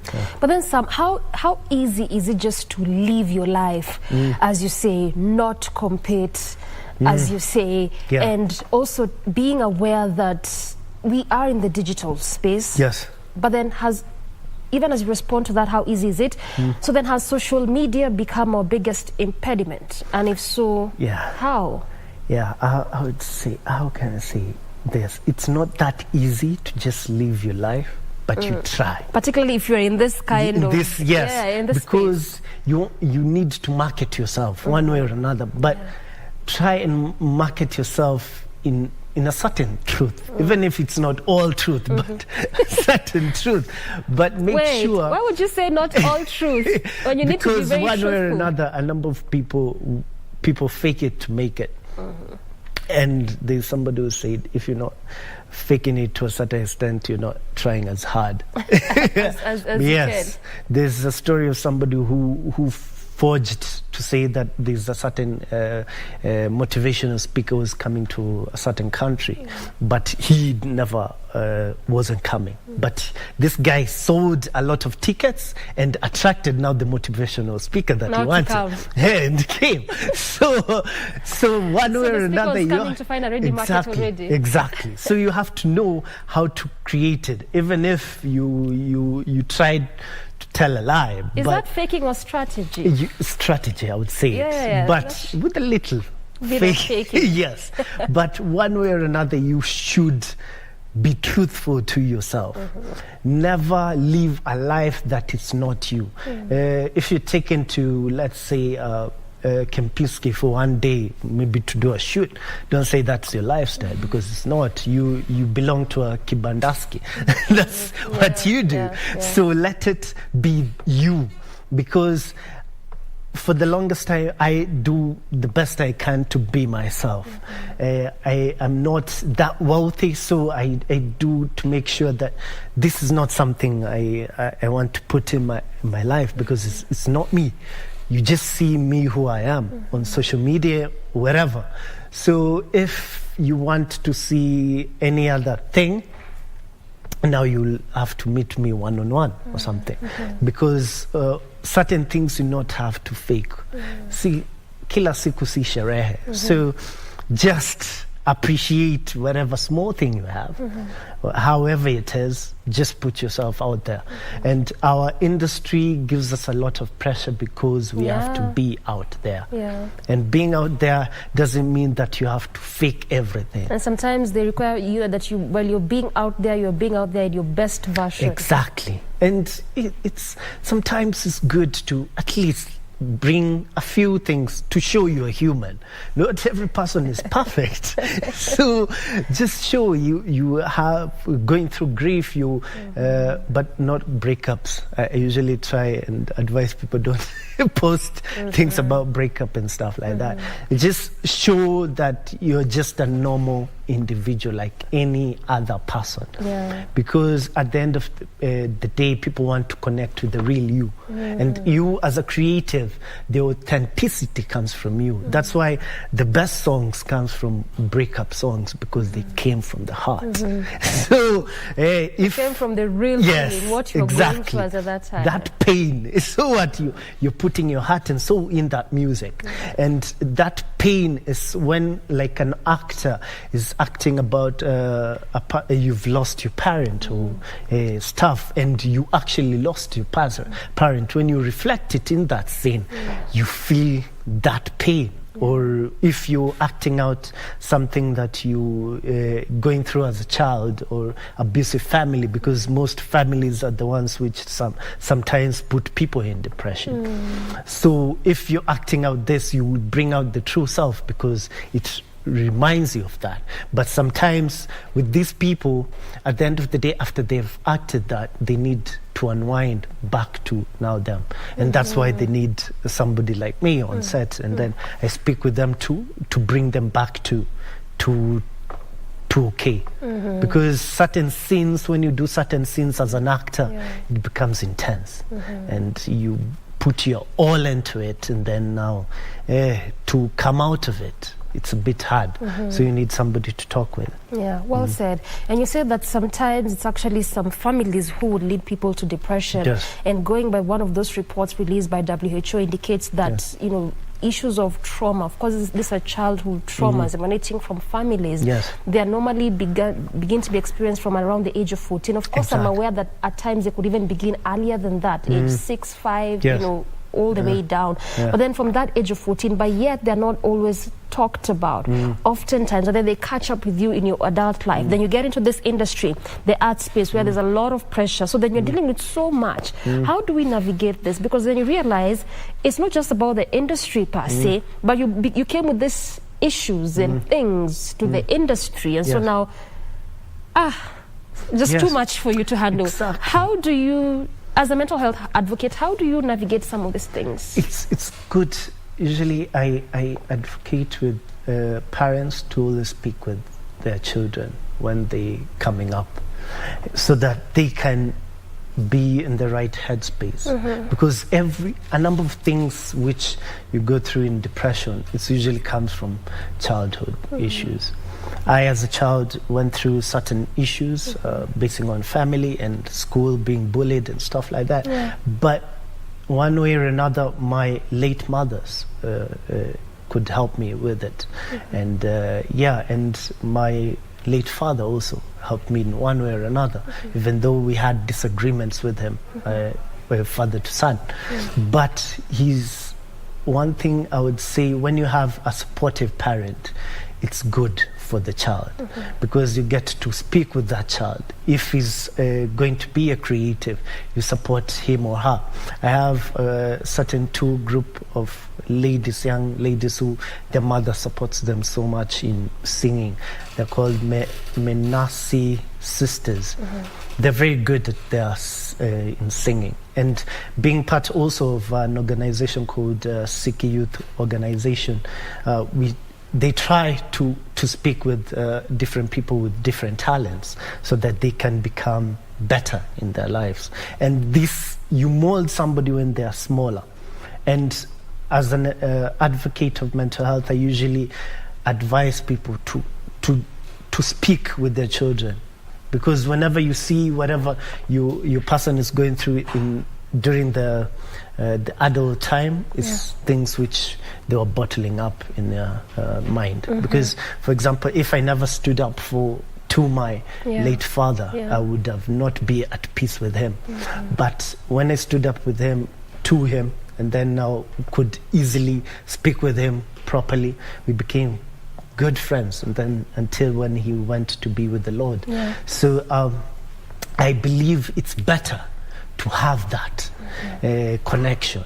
Whenever you're going through certain pain, your first friend should be your parent. And if your parent now becomes now the source of your problem, find either your sibling, and if it's your sibling, find another support system. But never just let it bottled up.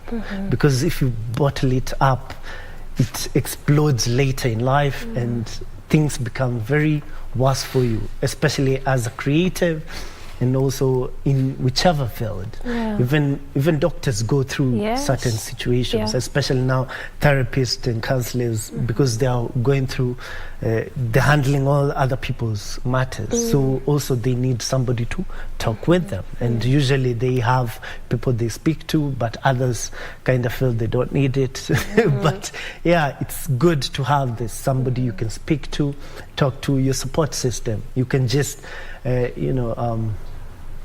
rant anything you go through. I have a few support system who are my siblings and certain friends who sometimes I would just call to make sure that I just release my issues. And talk about it. Yes, and the things that I go through, they also have gone through in one way or another, and then now we discuss, laugh about the situation, and you feel better. So talking about it is good. And as a child, when you are a child growing up, find a way to connect to the parent. And as a parent, you also have to find a way to speak with the child so that you become friends. Not that you're really close friends and it's weird, but just friends whereby your child can feel safe to speak with you. I have certain friends who are very friendly to their parents, which I wasn't that friendly to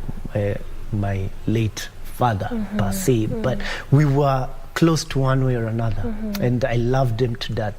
But the best thing is that solving these issues that you're going through with your parent or your sibling. I hear. It's good. I hear you. And we have like 2 minutes to finish this conversation, but I wouldn't want us to exit without talking about that aspect of standing up for yourself, more like speaking your mind at times. And you realize again what you've just been covering on is particularly this set of persons, this demographic, I should say, those in this kind of industry. And sometimes there's that thinking that if I say this, how will they take me? If I ask this of my boss, will they continue keeping me on this job? Will they fire me? What next for me? And so sometimes you bottle it so in because of the fear of the unknown. But just very briefly, speak to the importance of that, speaking to yourself regardless of the outcome, speaking for yourself and standing up for yourself. It's good, because whenever you're going through, like even my this friend that I was talking about, when she told her boss that it's good to speak out wherever you feel, whatever, if any of course in the most respectful way. Exactly. Very important. So if you're going through anything and you feel this is something, try and tone down that voice in your head. What will people say? Whether you speak it or not, people will still talk. So you just say it.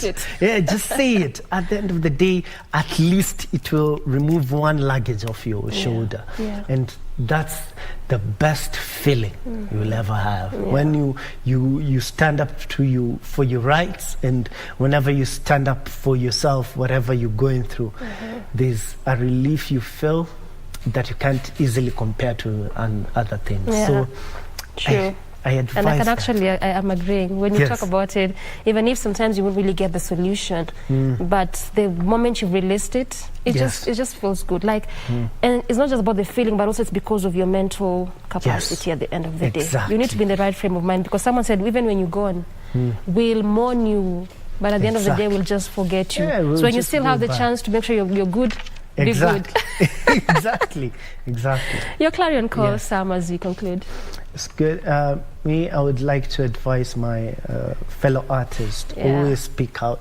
Find ways to talk with the people around you, whatever you're going through, be it good or bad. Just find somebody who is confident with you. And if you want to reach out to me, you can reach out on Facebook at Samuel Luchemo, Instagram Samuel Luchemo, business people, LinkedIn Samuel Luchemo, and then we'll have a discussion one way or another so that we solve this matter together, because only power resides in the person who has it and not people who think have it. Well said, and a good place to end it. Thank you so much, Sam, for your time. Thank you. Samuel Luchemo has been our guest, a film producer, actor, casting director, and mental health advocate. Of course, issues around mental wellness, particularly those in the arts industry, centering our conversation. Good place to end it. Good place to end Good Morning Kenya from me and on behalf of the entire team. Asante sana. Till next week, have a good morning.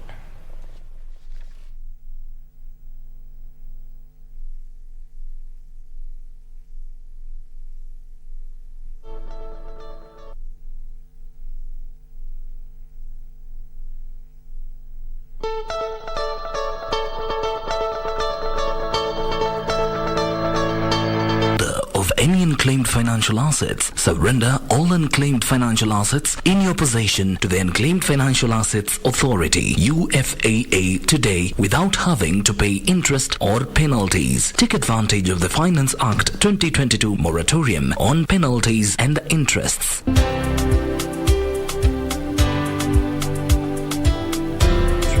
For more information, visit www.ufaa.go.ke/holders. Unclaimed Financial Assets Authority. Receive, safeguard, reunite. To get Change Your Thinking Skizatune, dial *811*961#.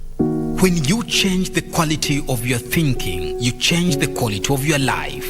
Sometimes instantly, just as positive words can make someone calm, smile or laugh, your thoughts will react to the world in real time. So, change the quality of your thinking. Dial *811*961#. *811*961#. Nameless, a great artist, one of the best, and I'm biased towards. But even he can't sing. He sings as if he's talking. Yashinsky, please start a songwriting workshop. Funza hawa watu wa Gengeton kuandika lyrics za muziki. We went there, Mwali. It is very. We need an intervention. I'm in a place where I went to look for a job into a certain brand, and they told me, sorry, we cannot work with you because you're a single mother. Can you declare what you do on TikTok privately? I follow Aziad. That one is... that one I follow... Wewe kama mbaba.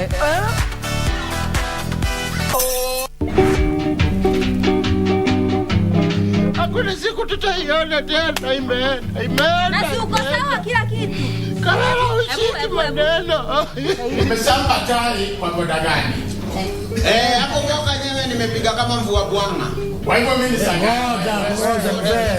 unauliza nini? Hiyo sio fiso. Mimi mnaniambianga hiyo pikipiki iende, uichukue, uilete, ukule yako ya macho, alafu tena mboga ichukue kama. Unaongea uongo kwa sababu you are not allowed to say that he is not your husband.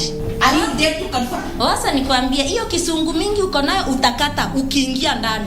Uliponyang'anya pikipiki ulilia namna gani? I cried.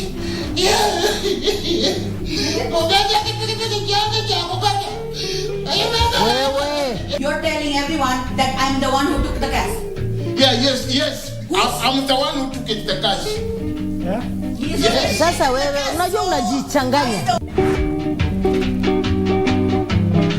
Unapokuwa umezamilia katika maovu, basi inafikia pahali ule moyo unakuwa umesusua. Unaloambia unasikiliza, mwingine anakuambia mimi sikiliza. Mimi ndio wale ukisikia hapana tambua.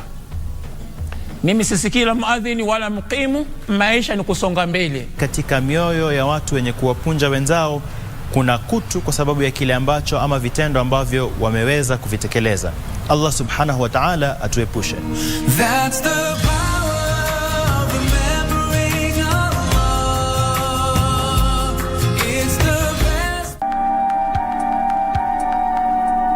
I'm sorry if I've offended you, but I mean every word I've told you. After all we've done for you? I've just realized that you can't pay me back. Sawa, mimi nimeona aibu kumwambia nikopeshe. Ile madhara wameniongelesha nao, wachoka na pesa yao, tutajipanga. Go have breakfast with them.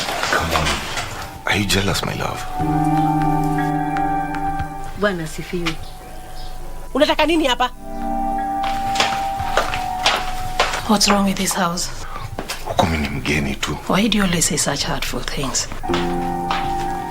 Christine, ile maneno ya biashara nilipata nikwambia.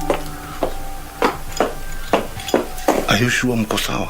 Well, I had my doubts at first. Unajua nini, kama wake zetu lazima pia mtubariki kwa biashara.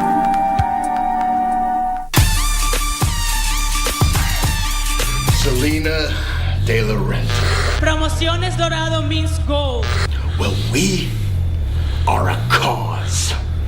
Low key is fading and the referee's called for the bell. But when I won that title from Low Key, when I became the champ, I came in prepared. I knew that there was going to be dirtballs looking to take that title off my waist. Is this enough? Oh, it is done.